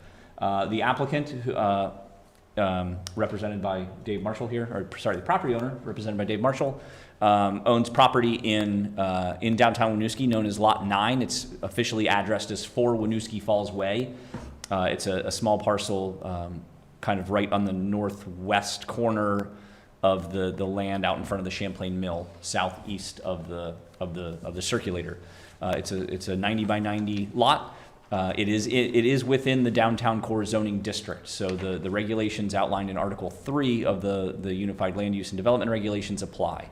One of those requirements is that any parking for projects located in the downtown must be located either on the site where they are or in another facility that is either municipally owned or controlled located in the downtown. The key factor there is all parking related to development in the downtown core district must be located in the downtown core district, whether on site or off, but somewhere in the district. So the applicant is requesting a variance based on a variance from that section of the regulations in order to allow the parking to be located somewhere else. So unless you have any questions for me, I'll let the applicant provide. I have a quick one for Eric. Sure. I wasn't clear if the options are parking on site, parking in a city lot. Those seemed clear to me. But are you saying it can also be provided in a different place that's not owned by the city in the downtown core? The regulation, let me just read you the specific citation. I think I referenced it in my memo, but the specific language says, all parking spaces for uses in the downtown core district shall be located within the downtown core district and shall either be located on the land where the use is occurring, or the parking spaces shall be in a municipally owned or controlled parking facility, in which event the applicant shall provide a written contract with the municipality which guarantees the continuous use of the required parking spaces for the identified use or uses for the reasonable expected duration of the use or uses. So I would say no. It's either has to be on this property or in the city lot. Correct. Okay. Dave, I don't know if you were here earlier when we swore everybody in, but we do ask that you affirm that everything you are saying is the truth under the pains and penalties of perjury. I do. Thank you. For the record, I'm Dave Marshall from the firm of Civil Engineering Associates. I bring a little bit of background to this particular downtown project and the fact that we were invited to be part of the design team back in 1999. So, sorry, Dave, if I could just interrupt you quick. I have your documents online here. If you want me to share anything, just let me know. Sure. Perhaps just the overall plan, site plan that was included with the application. That'll help just orient everybody with regard to some of the dynamics that were put into play when the original downtown development project was put into place. So what this particular application seeks is based on the characteristics of how this particular lot was created by the city in conjunction with the other infrastructure and other features within the downtown area. So up on screen right now, you see 2 blue squares generally. On the left is Lot 9, that's the applicant that is before you tonight. And there's also another lot, Lot 8, so-called, off the northeast corner of the Champlain Mill. Champlain Mill is the one with the photovoltaic infrastructure on the top there. And in this particular case, going back in time, this downtown development project was subject to Act 250. And with that, it required that there be sign-offs from the Division of Historic Preservation in regards to impacts, potential impacts to historic structures and the downtown area itself. So out of that particular negotiation process with the State Division of Historic Preservation, these 2 lots were created. They're much smaller than anything else that was created as part of the downtown project. And it was done for a specific reason. It was done to make sure that any structures that were developed on those sites would not overwhelm the Champlain Mill. Champlain Mill is a very important component, an anchor of this particular part of the city. And again, what they wanted to make sure is that based on the positioning of these particular future development areas, that it was controlled in a way that basically would not, again, overwhelm the mill. And you can see that off the quadrants. You know, it's not in front of the mill, it's not off to the side of the mill. It's basically off the corners, specifically to allow view sheds in all directions to the facades of the building. So the reason we lay that groundwork is that when you look at those particular lots and their size, they weren't intended to have on-site parking. It was always intended to basically have them, you know, rely upon the parking garage infrastructure. And at the time when this was all created, back in 2004 and earlier, the parking garage was empty. That was easy. Sure, you can park in the garage. Because again, based on, you know, just the value of these lots, you know, lot 9 is assessed at $2.4 million an acre. So it's not something you're going to put a 3-story sub shop on. This is something that has always been envisioned as being serious development through the very earliest agreements that the city has entered into with the original property owner. So there lies in, again, the dynamic of the fact that this particular owner now is looking to develop the site. It has worked out previous parking agreements with the city, but all of those they're no longer available, whether it be over a lot, what we call 7D, which is on the far right-hand side of the screen, off screen, on the far eastern end of the downtown core area, or actually the city had even offered parking spaces at the O'Brien Center that I think we all now realize wouldn't have conformed with parking within the downtown core area. But nonetheless, there were efforts by the city to basically meet the parking obligations that were created initially when this master plan was put into place. So with that, we're here today with the conundrum that the city has no parking spaces available in the garage during the day.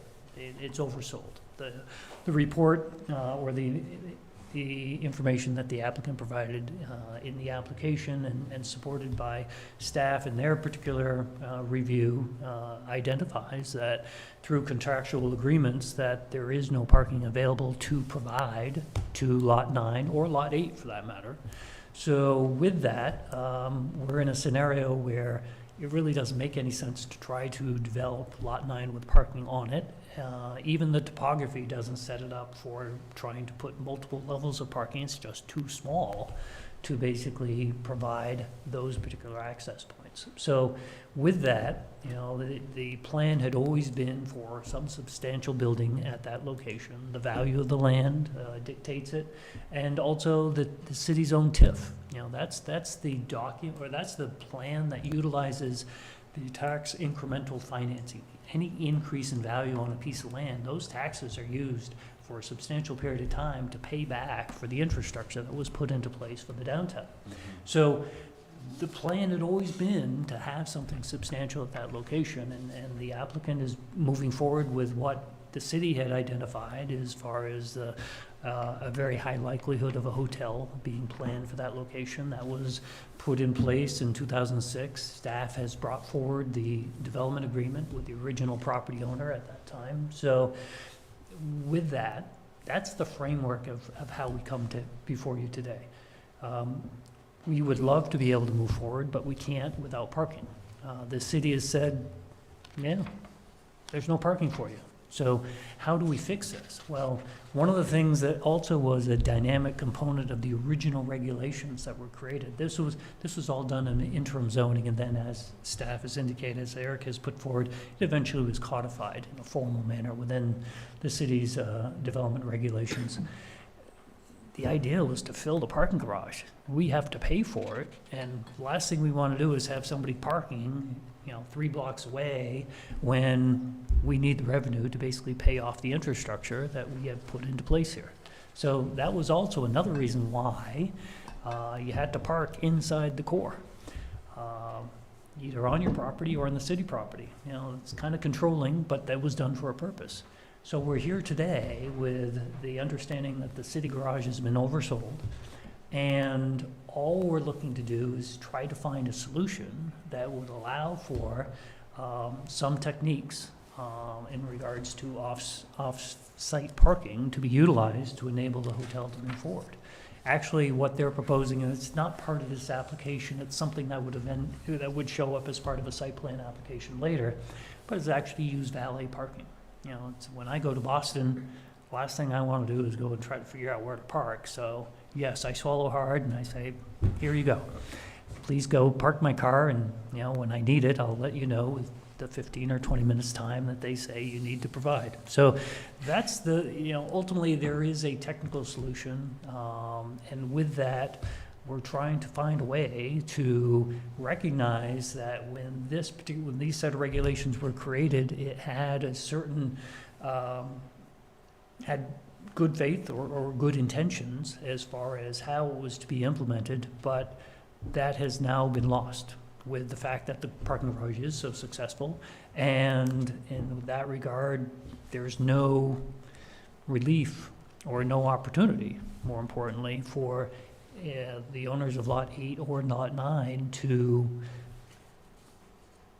be able to move forward in a manner consistent with the original intent. So that's the background. Now, the variance laws in Vermont require that you jump through some pretty specific hoops. And with that, it may be prudent for us to go through each one of those 5 and to talk those out so that you can understand how the applicant sees, you know, those particular issues being addressed or being, you know, well, I'll call it addressed. And with that, we can all form our own opinions that will allow you then to deliberate appropriately. So with that, I'm open to how you'd like to proceed.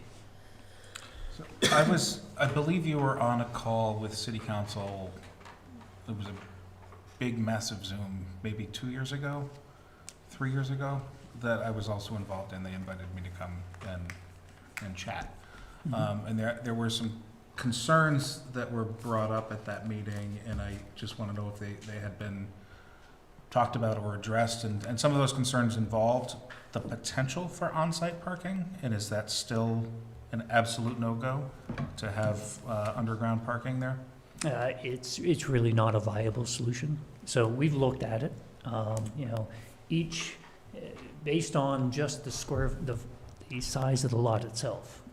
If you didn't have to do any internal ramping, you know, you could probably get somewhere between 18 and 20 parking spaces, depending on where you were asked to enter that particular lot. But in order to basically satisfy, you know, the hotel demand, and 96 spaces is the one that's been published. You're looking at 4, 5 levels of parking, regardless of even taking away what you need for an internal ramping. There's only 2 places you could enter this particular property based on the topography. There's one off of the circulator, and then there's the lower level down at the bottom of the Champlain Mill. So there's 2 levels that technically you could basically configure and then build everything up above that. But that's not going to satisfy you know, the program that had always been envisioned for this particular parcel. Okay. And in a valet scenario, where do you envision potentially parking people at this point? It's points north. We're still working out that, and that's something that we would have to come back to the city with to identify exactly where that is. Within the city limits, or? Oh, absolutely. Okay. Yeah. It's actually within, you know, it's adjacent to the core district is where the spots that we're looking at right now.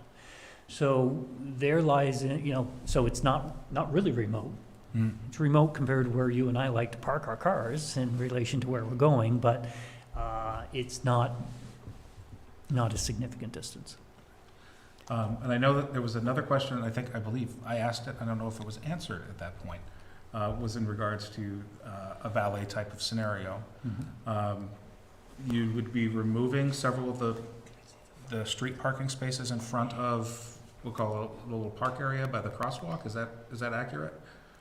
That is the proposal that's before the city council, as far as removing some of those parking spaces to enable those guests that are coming to register to basically short-term park and then basically have those cars moved out by valet. Is there a contingency plan for a rush? Let's say a plane land, you've got a wedding that's booked up, a good chunk of rooms, and you got 20 people landing on the same plane at the same time, coming in with 10 different cars. It's probably the same with any urban area that basically has those same crushes. You either drive around for a while, or you basically look for a parking space somewhere else. Again, not long-term parking spaces. You're looking to basically get out of the car and walk and check in. Impact on the circle, you don't envision a problem potentially with impact on the circle? You know, no. The circle just doesn't set itself up well for anybody to park on the circle. But we do envision that the angled parking on Winooski Falls Way as being the biggest candidate in regards to people driving by the hotel and going, that's where I want to check in, where do I park? And that's going to be part of the search, in those particular rush periods. Okay. Any other questions from? What would you say to the contention that the hardship that it's mentioned in the guidelines is created by the applicant in their decision to put a hotel on this property? So that, there lies in what's considered to be reasonable use of the property. I mentioned the assessment value, extremely high per acre. Again, that's not for a low use. The city has recognized it as being a highly valuable property. It recognizes that anybody who develops property recognizes that when you pay that much for a piece of property, you also have to put something significant on it in order to basically recoup the investment. So it's not for the faint of heart. It's also not going to be something which is a single-family home. It's obviously something that has always been programmed, whether it be on the city level in regards to what their expectations were for the lot, or for the sale price and what the buyer was expecting to be able to put on there. That has always been the plan. So is it a hardship caused by the applicant? Well, when they bought the property, the city had offered, in conformance with the development agreement that was introduced in this particular application, not by us, but the city staff, which is okay. But the very fact that the city, as part of that component, was obligated to try to find places it controls to basically provide parking, and it did so for a while. But now it's run up against the scenario where it says, I'm sorry, we can't offer anything. So if we're no longer can be offered any parking, what do we do? The development agreement came with the purchase of the property, Yes, it runs with the land. and if they sold the property, it would go again to the new, it lives with the property. That's my understanding. Yeah, That's my understanding as well, yeah. yeah. That's not in the packet though, is it? The development agreement is, it should be included as, probably towards the end of the packet attachment for this. Didn't it have a sentence in there Yeah, about thank you. Exhibit if L. the city didn't have sufficient space in the garages, what would happen then? I don't remember what the predicate of that sentence was. Yeah, there is, obviously, you can use the development agreement both ways. As far as whether it's beating up the city or beating up the owner, and that says, oh, by the way, the city doesn't have to get you, you don't have a right to parking. Right, that's the gist of it, I think. Right. So protecting themselves it's in this situation. There's a couple of different statements that kind of run counter to each other, which says in one side, it's like, we're going to work together and figure out how to make this work for you. We're not going to sell these out from under you. And the other side is like, well, we can't guarantee you anything. So, but at the same time, that all being the background, the original intent when the regulations were written was that you were going to park in the garage. There's no other requirement like that in the city.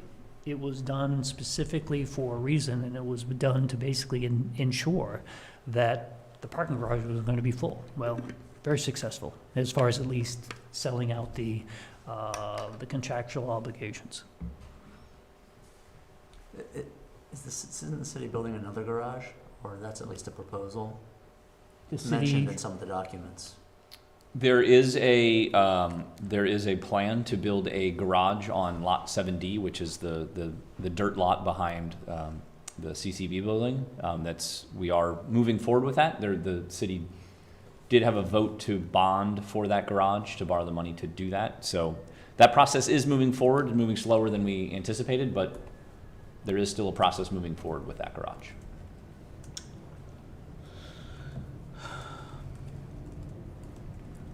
Sorry, I'm just going through that application again. I'm trying to find the wording of the agreement. In the event that an insufficient number of spaces are available in the municipal garage, property shall provide elsewhere the additional parking spaces required to comply with the zoning ordinance. Who shall? The owner shall. The owner, yeah. and we would love to. But it's just when you look at the downtown core area and its limitations, there's not many places left. Right. I know there's a logical push to increase the total return on an investment to max out what you can put on a lot. You look at the height. I think you've gotten there was a not a variance, but the height has been increased for this lot as part of this development agreement. It's actually compliant with the height limitations. 59.5 feet. Yes, thank you. So no, there hasn't been a waiver for height components beyond what is allowed in the zoning district. Okay, I must have been misremembering something. But I assume that the developer has done the pro forma or whatever to figure out how many units are required to break even here, right? I trust that's the case. I don't know for Right. usually It's civil hard- engineers I don't mean, get I'm just involved with saying that. It's hard for us to like judge reasonableness, Mhm. you know, like, does he need all 96 units to make, or is this like, you want to get the most profit you can, which is, you know, understandable and logical, but Okay. is it reasonable to build 40 and you could make money on this? I don't know, because nothing's been presented. Right, that is correct. Okay. And if that's something that we need to provide, if the board feels that's an important component, then we could continue the hearing and see what we provide for you. Do we want to go through the 5? Sure, yeah. The 5 variance Yeah. requirements. Condition. Yeah. Does that? Yep. I can bring those up on the screen here as well as they're outlined in Mr. Marshall's I memo. got my big book for the first time in a long time. So I'm going to share my screen again. So it starts here under item 2. Basically, A is the first requirement of the variance test.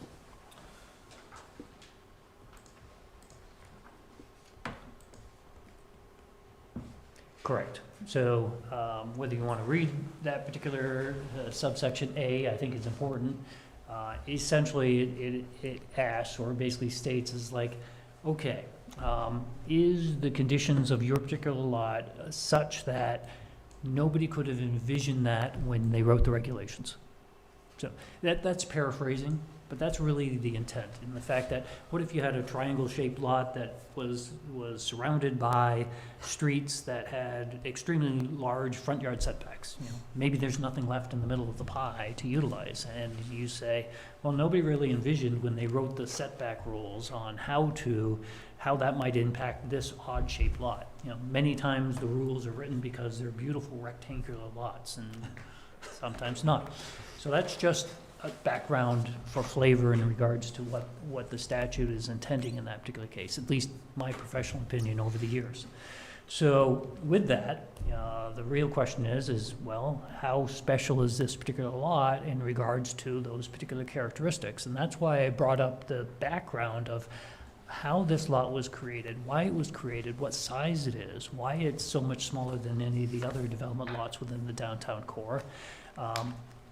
It is larger than many lots in the city, but at the same time, many of those lots aren't right in the center of the downtown core with specific financial goals set by the city. The city specifically was going to benefit by high-level development of the lots. Again, I mentioned the TIF, you know, and that's the short-term benefit of obviously being able to pay for the infrastructure, long-term benefits of the city in regards to additional tax revenue. So the plan had always been to have robust development in those particular areas.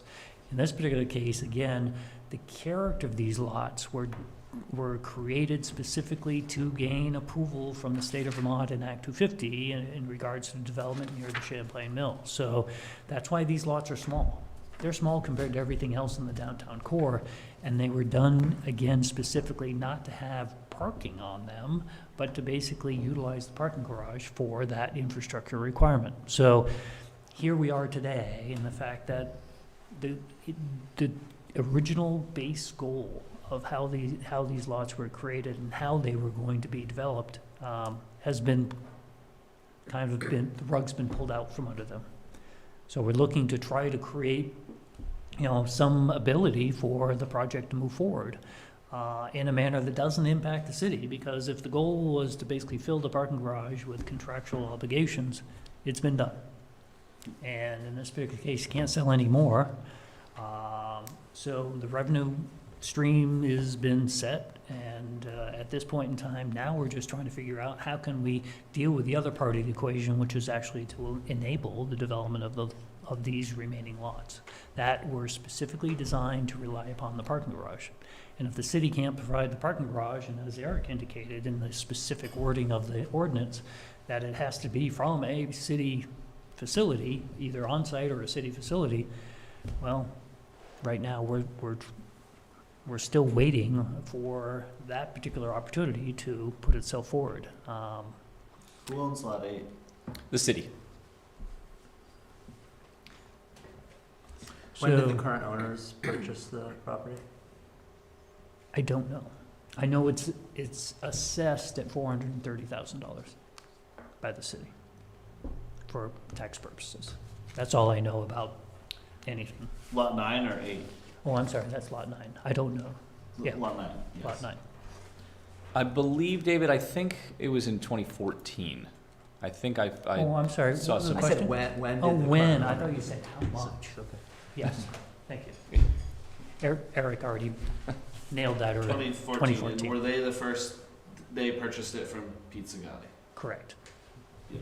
And that was never, I mean, do we know why it wasn't developed after the development agreement was made and before that property was put in, before it was sold? Yeah, It I was- guess. It was, I the don't know. development agreement was 2006. Six. So the 8 years when nothing happened, or they were trying to put a deal together or something, and then they sold it to this group, and it's been 8 years since then. Eight Yeah. years since then, and now the garage is full. So they can't develop it in accordance with the agreement anymore. Forgive me if this has been answered. I was reading through a bunch of stuff. Have there been discussions about 7D and the garage that may be constructed there, or that will likely be constructed there shortly? I'm sure there have. I know enough to be dangerous because I'm also the design engineer for that project. Okay. And I'm concerned about the pressures that are already on that garage for the agreed upon development that's going to occur on top of the garage. So that's pretty much all I can give you without getting permission to share more information. We have an agenda item for that later on, so I'll ask Eric. But it did sound like in one of the documents, there had been discussions with current tenants of, I don't know what the garage is called. The one we're talking about. Abnaki? No, the The existing. current one's the Cascades garage. Cascades, yeah, Garage, sorry. to move them, should that happen, Yep. to the other garage. That is correct. So CCV is one that is very interested in allowing their staff and their students to be closer to their building. So that would be one of the beneficiaries of the new garage, was to be, and that would obviously free up some space in the Cascades garage contractually in regards to what is currently allocated to CCV. Was there space in the garage when the property was purchased, or just the expression of the city to work on it? Was it known at the time? I don't know. I can't answer. I don't know that answer. So that was the first, that's the first one, right? The unique shape of the lot. Number 2. Item B here on the screen. Yep. So I'll read item B. Because of such physical circumstances and conditions, there is no possibility that the property can be developed in strict conformity with the provisions of these regulations, and that the authorization of a variance is necessary to enable the reasonable use of the property. Again. There's that word. Yep, reasonable. Reasonable. Any questions about that one from our board? No. So C, we talked briefly about whether the hardship had been created by the applicant or not, and this, again, you're speaking back to the development agreement, and I don't want to put words in your Well, mouth. in this particular case, the hardship, somebody wants to develop here, and the question is it going to, it has to be 3 stories, that's part of the regulations in the downtown core, so you've got to put a 3-story building on this particular footprint. And the question is by the time you've done a practical 3-story building, what's left over for parking? The math just doesn't work based on the limited size of this particular parcel. So now the question is well, the goal had always been to utilize parking in the garage. Was this hardship created by the applicant? No, this was part of the program from day one for Lot 8 and Lot 9 was to park in the garage or park in a public facility. And because also strict rule reading of the regulation says you can't go and tear down a bunch of buildings up on East Allen, put some parking up there because it's got to be on your property or in a city-owned facility. So the opportunities, city-owned facilities, either Cascades, the existing garage or the future Abnaki garage. So there lies in, but that's not built. And we're here today with, the request that basically says the original way everything was set up was to rely upon Cascades. Proximity makes all the sense in the world. And right now, it's oversold. And right now, despite the city's best efforts, it doesn't have any solutions. And what we're asking for is the Development Review Board to recognize that this was a scenario that when the regulations were created, made all the sense in the world. But the circumstances have changed over time in regards to the ability to meet those particular standards and to enable the use of the property. I guess what always confuses me about these regulations is whether financial considerations are considered a hardship. Is it engineeringly possible to put 4 levels of parking below this site? Is it reasonable? No, is No. it physically possible? Everything. With a You're lot of talking money. to an engineer. With a lot We of can money. do anything. With We a can lot of save the money. world if you give us enough money. So, right, the fact that you'd be under the level of the river, it could be done. Yeah, It could sure be you can. waterproofed. Sure you whatever. can. Yeah, if you had, Easy. unlimited money, you could do it. Yes. So, We'll put an elevator in, and you basically move to different levels. right, you got elevators, you got stairs, whatever, you got 3 parking spaces, and you go 17 levels down or whatever, Good. per level. Yeah. We're good to go. Are there concerns about just in that, not the 17 stories down scenario, but in going underground a little bit as far as flood zone is concerned with the river? I know that. So this particular property is located just outside of the flood limits. It does beg the question, if you dig a big hole and create a bathtub, what happens during the really, really large storm event? Of course, it's going to get filled up. If we were developing inside the flood district, you'd be required to flood-proof the building. That's not the case at this particular location. Again, that was also chosen as part of the Act 250 permitting, not to put things in the floodplain. So the answer is is there the concern? It's never been really looked at seriously in regards to a feasible or reasonable solution on how you deal with parking on this particular property. So, haven't put a lot of thought into it other than perhaps just the 15 seconds that we've had this discussion with.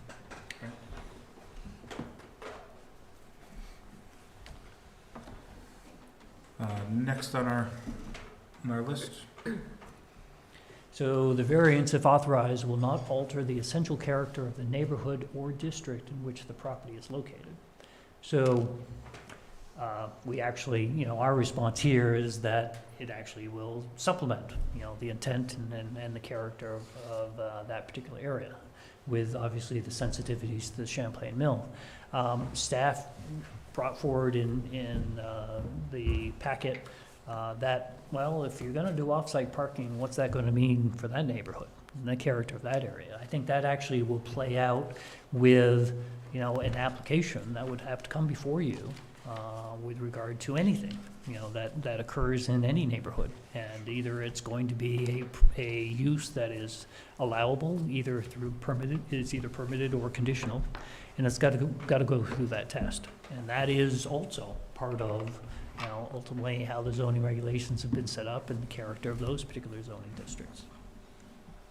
Or not set up, right? We've had questions about, is a parking lot by itself an allowable use for a property, especially when it's serving another building? Yes, that has come up. There's ambiguities. Yes. I'm getting another headache because of it, thank you. All right, what else? And there are a number of subsections in which it kind of asks for specific, concerns. And that's the non-fonted sections that we can read between the lines there as far as, so the one I'm reading at the top, it says, essentially does not substantially or permanently impair the appropriate use or development of adjacent property. So that's, again, the original Act 250 permit was specifically, brought all those issues forward in order to basically deal with that, at least on the historical preservation side of things. There's always going to be some discussion in regards to access and how all those particular features of trash removal and things of that nature to be addressed. Some of those are in the development agreement itself. Others, I think we've actually tried to design an even more sensitive use of the property, minimizing the impacts to the mill. So that, we're kind of getting ahead of ourselves here, but nonetheless, to try to fill in the blanks, we offer those things. Reduce access to renewable energy sources and resources, I should say. We have a statement that says we don't envision that it's going to impact anybody's ability for energy resources. Many times when there are some communities that basically have specific shadowing requirements or minimizing impacts so that people can enjoy both direct sunlight and obviously in this day and age the ability to basically generate their own electricity. Parking lot probably isn't going to do much of that as far as unless we start to do a 13-story high parking lot. So just in jest, but nonetheless, as far as what this particular use will do as far as sprawl, we'll call it, impacts beyond the downtown core, it's probably not going to be an impact on that particular type of that issue. Detrimental to the public welfare. I actually have beat up the TIF enough in regards to, if we can actually utilize as much, get as much tax revenue going as possible, then there's significant benefits to the community on that end of things. So those are just some quick answers. The narrative is there in black and white for more digestion, if you like. And then last one, the variance, if authorized, will represent the minimum, I can't read while you're doing it. I know, that's why I stopped it. Thank you. If I will represent the minimum, that will afford relief and will represent the least deviation possible from these regulations and from the plan. So what we're trying to do is, what is the bare minimum that we can do in order to basically enable, the project to move forward with the understanding that the only relief we're looking for is parking. How do we solve the parking problem? And right now, the regulations are pretty specific in the fact that it's either the city's got to solve the problem or it's got to be done on site. And we've talked about the on-site solution, which I don't think, based again on the intention of what was to be placed on this particular property, makes sense. And again, the city is challenged right now as far as being able to offer anything as far as parking within its existing, and the proposed facility is still proposed. We all wanted to go for it. So those are the things that, again, I just lost my train of thought there, pardon. So minimal. We just want one relief from one particular requirement of the regulations, and that's basically to allow us to figure out our own parking solution. And it's going to still require investment, on another piece of property to basically carry the day, and And still require our approval too. Right? Correct. Yep. Yeah. So there's no guarantee in regards to the fact that we'll ever find a suitable off-site parking solution, but the only way we'll find out is if we can at least further investigate that. Would that come before us, Eric? I guess it would depend on what district it's in, yeah? Well, I think it would also depend on what a decision looked like From us. on this matter. On this issue, Yeah, technically, projects in the downtown core do not require approval of the Development Review Board. They go to the City Council for design review approval and sign off on the amendment to the Act 250 application, because there's an existing Act 250 permit for the entire downtown core. So any changes require an amendment to that application. So the city variance is to have the parking outside the core. That's correct, yes. So I think it would depend on, if a variance were to be granted, what language may be built in that could potentially require that something be brought back before you all before a final decision or before a final design moves forward to City Council. But otherwise, projects in the downtown core do not require any approval other than, as long as they meet the master plan and the zoning regulations, don't require any other approval other than City Council. There is a provision that does allow for the Development Review Board to provide input at the City Council's request, but it's not a requirement. Do you envision a potential facility that requires parking for more than just hotel guests? Restaurant, banquet hall, meeting rooms, that kind of thing? And how would that possibly play into your parking plan? Let's say, do you envision a banquet hall small that could host a 50-person wedding? Good question. The answer is no. Okay. My understanding is that even the original plans to have a formal restaurant has been put aside in recognition that the city of Winooski already has plenty of restaurants that we don't need to compete with. Mhm. So they probably have the breakfast, set up. Yeah. So modest in regards to how to basically solve those particular problems, needs. Yeah. But after that, no. So there wouldn't be much of a call for anybody who wasn't staying at that hotel to come and need parking? That's my understanding. Okay. So, sorry, just to interrupt quick, I'm just noticing in our attendees list is the property owner, so I'm gonna bring him over as a panelist. Okay. There was about 50 people in there before, so I apologize, Adam, that I didn't see you in prior. But he did raise his hand to talk, so he will be coming over to the Zoom side here momentarily. But anyway, sorry, Yeah. just wanted to let you all know that he was coming in. Eric, can you, I don't know if this is better for deliberation or not, but can you summarize the state of? Can you hear me, Eric? Yes, we can, Adam. Okay. I'm sorry, but just want to thank you all for taking the time to review our application, and thank you, David, for making the presentation. And, we're here today at this point because when we purchased the property and the development agreement, and went through some initial proposals with the city council back in 2014, there was never a parking problem mentioned.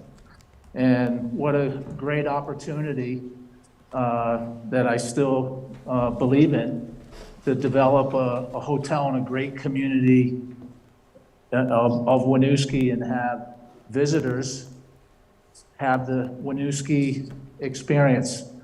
And, oh, you have a hotel site, as Dave pointed out, a small hotel site with a 900 space garage right across the street.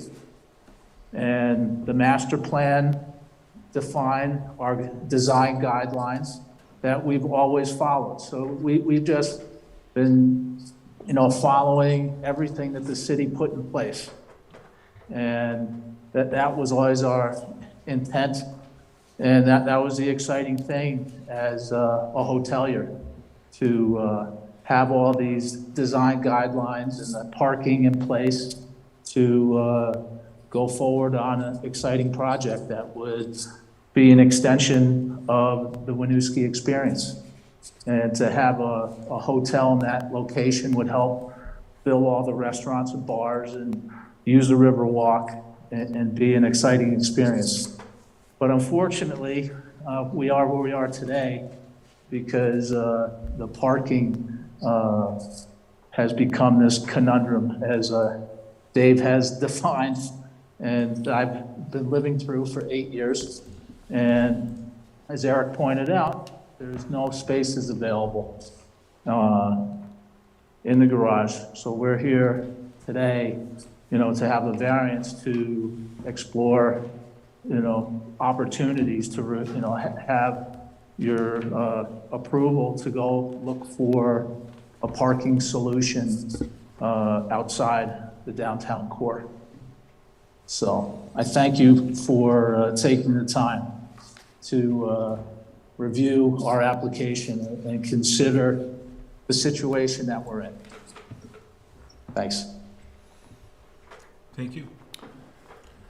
Sorry, David, you were going to ask a question. I know there's a parking lot in the downtown area beside the Winooski block, yeah? One of those lots. Redstone. Redstone? Yeah. Parking lot. Yes, on East Allen Street there. Are parking lots allowed in the rest of the city as a use? That's a good question.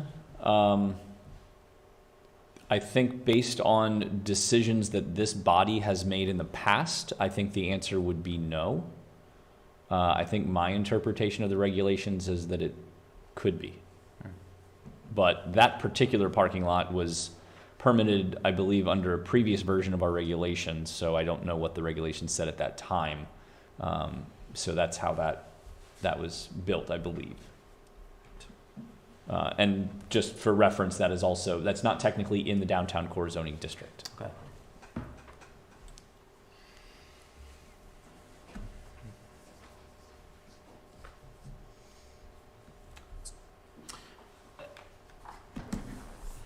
I was gonna say, does anyone have more questions for David? I was gonna say, I totally forgot Aaron is on this call and we can't see him, so I don't know if Aaron has questions. Let me stop my share actually as well. Okay. Hey, Darren. Nope, I'm good for now. Okay, thanks, Aaron. Anybody else have any questions or comments? Did you have? I want an opportunity to express at the right time. Absolutely. Hearing no more questions for you, Dave. Thank you so much for your time. Come on up. And we invite you to come on up and take a seat. Thank you.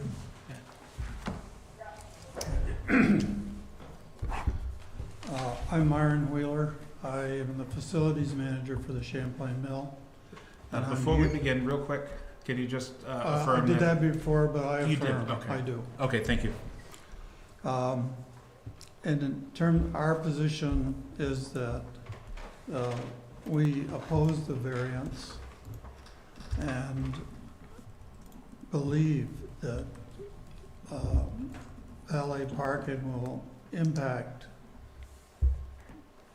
the area and the mill. So basically feel it'll result in undue impact on the mill. We believe strongly that this is driven in large part by the continuing expansion of the facilities or the buildings that have been proposed for Lot 9. And I would like to just take a moment to reflect back to the beginning. Dave did a good job of talking about the Act 250, the protection, historical preservation of the mill. But if you go back to Amendment 1, and I acknowledge there's been several amendments, and you say, you know, and that was, in particular, it was 4C1065-1, which is the First Amendment to the master plan for the downtown. In that amendment, there is a drawing, which is the landscape drawing. It's 3.0. It's dated May 9th, 2002, at the date of the amendment. It was received by Act 250 and recorded and stamped on May 10th, 2002 as Exhibit 25E. I didn't bring that copy with me, but it's on record, and it clearly indicates at that time what, in my mind, what the intent of Lot 9 was in terms of a building. And it was shown on the drawing, office building, that the footprint appeared to be about a third of the lot.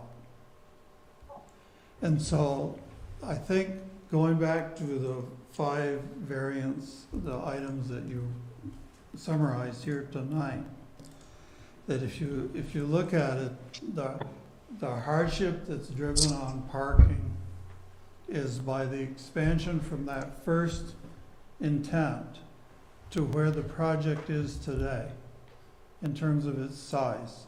And its size will drive parking, which will impact the park, which will impact Champlain Mill, and it will impact the surrounding activities within the downtown.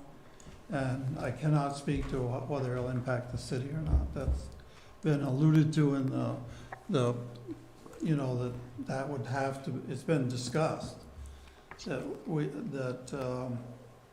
you know, there'd be subsequent evaluation of any parking and who would weigh in on that or not. So basically, in summary, I refer you back to that beginning because there has been a migration, and every project over time will expand based on, you know, the ability to get a return on a particular piece of property. We all know that. But in summary, we oppose for the reasons that I've stated. Okay, thank you. Again, your first name? I'm so sorry. Myron, M-Y-R-O-N. Okay, thank you. Can you remind me, for context, when the rotary was put in? Oh, that's a good question. I want to say, what, sorry, Jordan? 04. 2004? Yeah. So that amendment, the first amendment to the Act 250 that was prior to the... Yes, 2002. 2002, yeah. And the reason I brought that up, because that's when the entire thing was conceptualized. Yeah. And I believe it truly represents what was intended. Sure, yeah. Can I ask Dave another question? Can we bring him back up? For sure, yeah. And I'd like to give you an opportunity to respond if you'd like. Did you help prepare that original 250 application? So the landscape plan? No, like in 2002, when that was so all. that would have been Bill McCat and Liam Murphy. Bill McCat was the original kind of mine. Okay, yep. Bill Truex helped him out. He was the architect for the downtown concept. Yeah. Liam Murphy, the attorney, and I had a little bit of hand in there also. Yeah. A lawyer, they need an engineer, architect. It's a It's good the start team. of a joke, yeah. Yeah, I'm not going It's the there. start of a joke. So thinking about Act 250 and our previous item, would the historical status of the Champlain Mill be a part of the considerations for this project? Or because it's a different lot, does that not affect the Act 250 permit? I thought I heard that in Act 250, detrimental development to a historical building was an issue that needed to be considered. Correct. So because this lot has already been separated from that, is that something that would be a consideration? Or like the fact that this is being built basically in front of or to the side of the Champlain Mill, is that something that comes up in Act 250? Absolutely. So it's all part of, when you look at the downtown development design guidelines, they were specifically written to make sure that you didn't get into a situation where somebody was going to propose a non-complying or a project that was going to create undue and adverse impacts to the Champlain Mill or any other historical structures in the area. And it goes back to, materials and character of the building. So there are a number of written standards that you're required to comply with, both as part of the zoning regulations. They've basically taken that language forward, but also as part of Act 250, when they authorize the project to move forward, they basically says, we're allowing you to move forward with the provision that you meet these other written standards that you put forward. So when you propose a McDonald's next to the Champlain Mill, that's not going to happen. Bottom line is going to unduly, in my opinion, adversely affect the character of the historic structure, the context of the area. So that's where, the size of the building, because many times we get into discussions with the Division of Historic Preservation, they said, yeah, you can put an addition onto a historic building, but you can't do it in a way that it's going to overwhelm the original historic structure. So you've got to do, any future development in a manner that basically respects, that particular structure and doesn't unduly and adversely take away those particular historic features and characteristics of the primary building.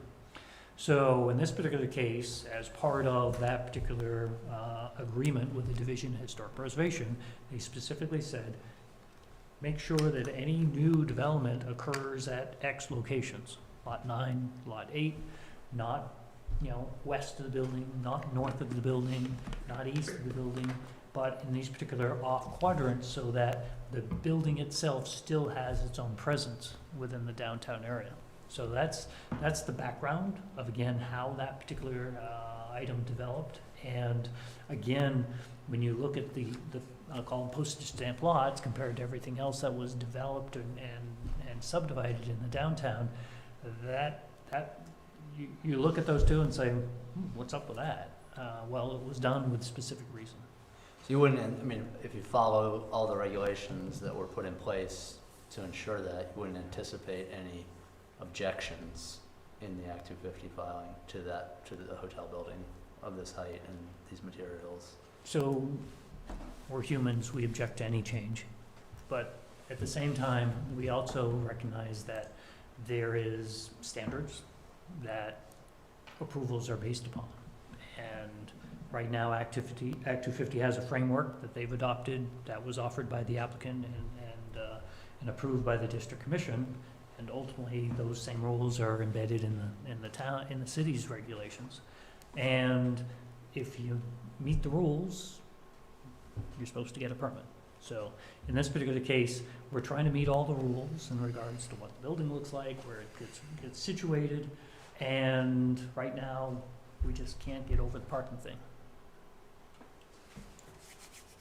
So, and if there wasn't any parking thing, the building would have been built 8 years ago. Well, that's an exaggeration. It would have taken a year, so 7 years ago. But, you know, we got involved with Adam in 2014, and we moved forward very quickly with an application that basically met, you know, those particular standards. I did screw up, and the building initially was too tall, but we fixed that, so. But that being the background, yes, that's it, and at this point, again, if it wasn't for the parking thing, we wouldn't be talking right now, because we wouldn't have to. There was previous litigation with the city and the applicant regarding this project, right? Is that still in the court, or has that been settled? I believe that's still active.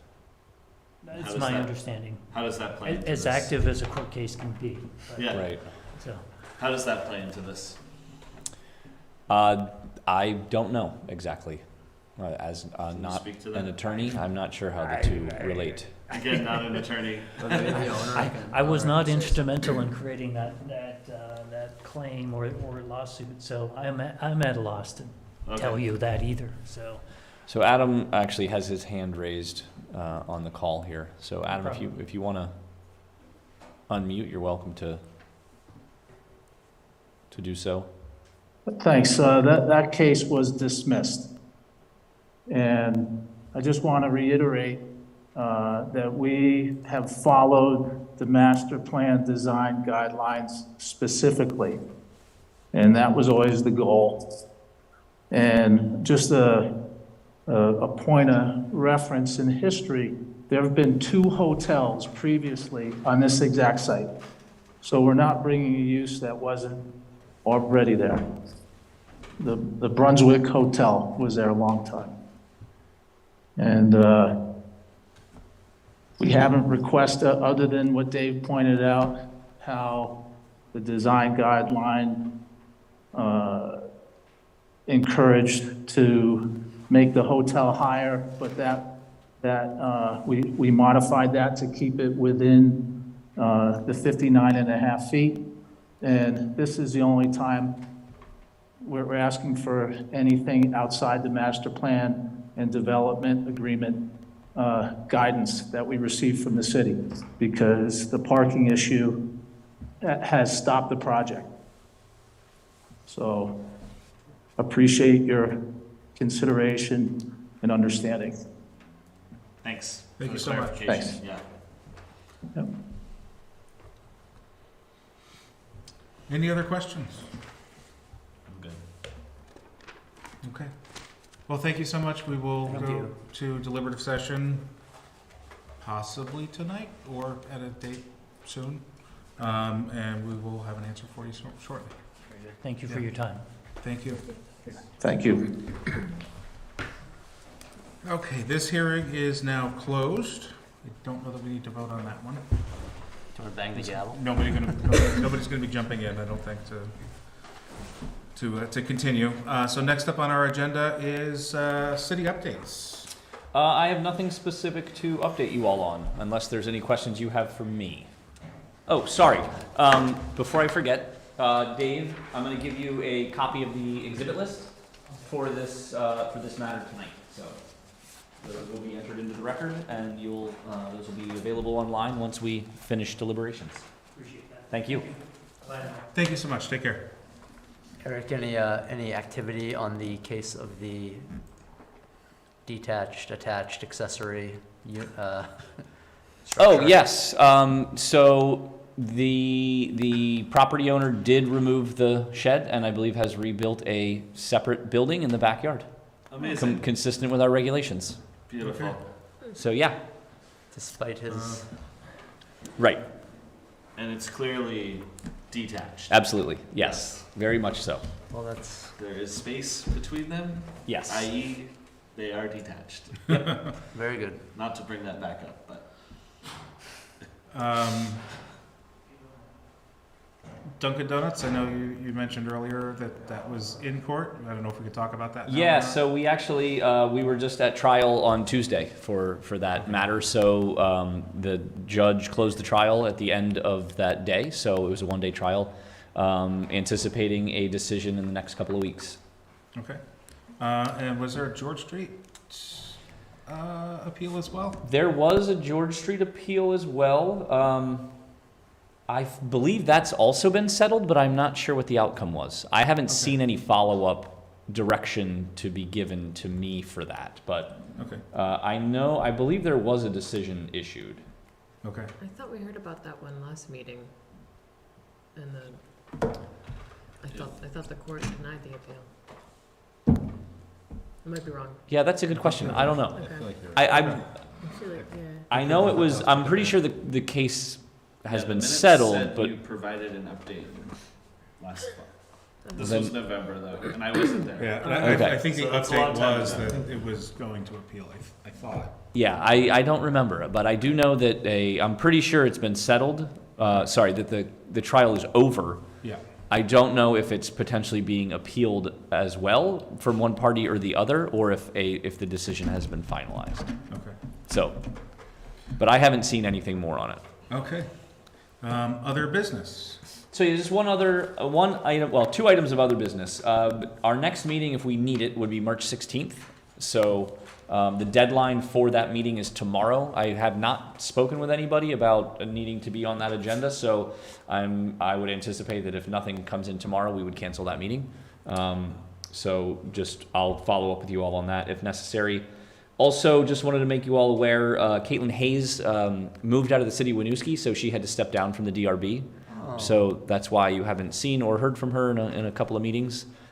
With that said, Matt and I actually interviewed a candidate yesterday for that role, and we are recommending appointment to the city council for Emily Morse to be appointed to fill Caitlin's remaining term. That will go forward to city council on Tuesday. So potentially we'll have a new member at our next meeting. New alternate? New alternate, sorry, yes, new alternate. New alternate. Yep. Yes. Yep. And she's appeared before this board before. Right, she is a design manager, I think is her title, with Lewis Creek Company. Oh. So she has presented to the DRB, this was probably 3 years ago now at least, on a project in the city, so. Cool. And she thought it was so cool that she was like, That's I'm right, gonna she thought, join that's up." where I wanna be. Yeah. So, that's the only other business I have. Okay.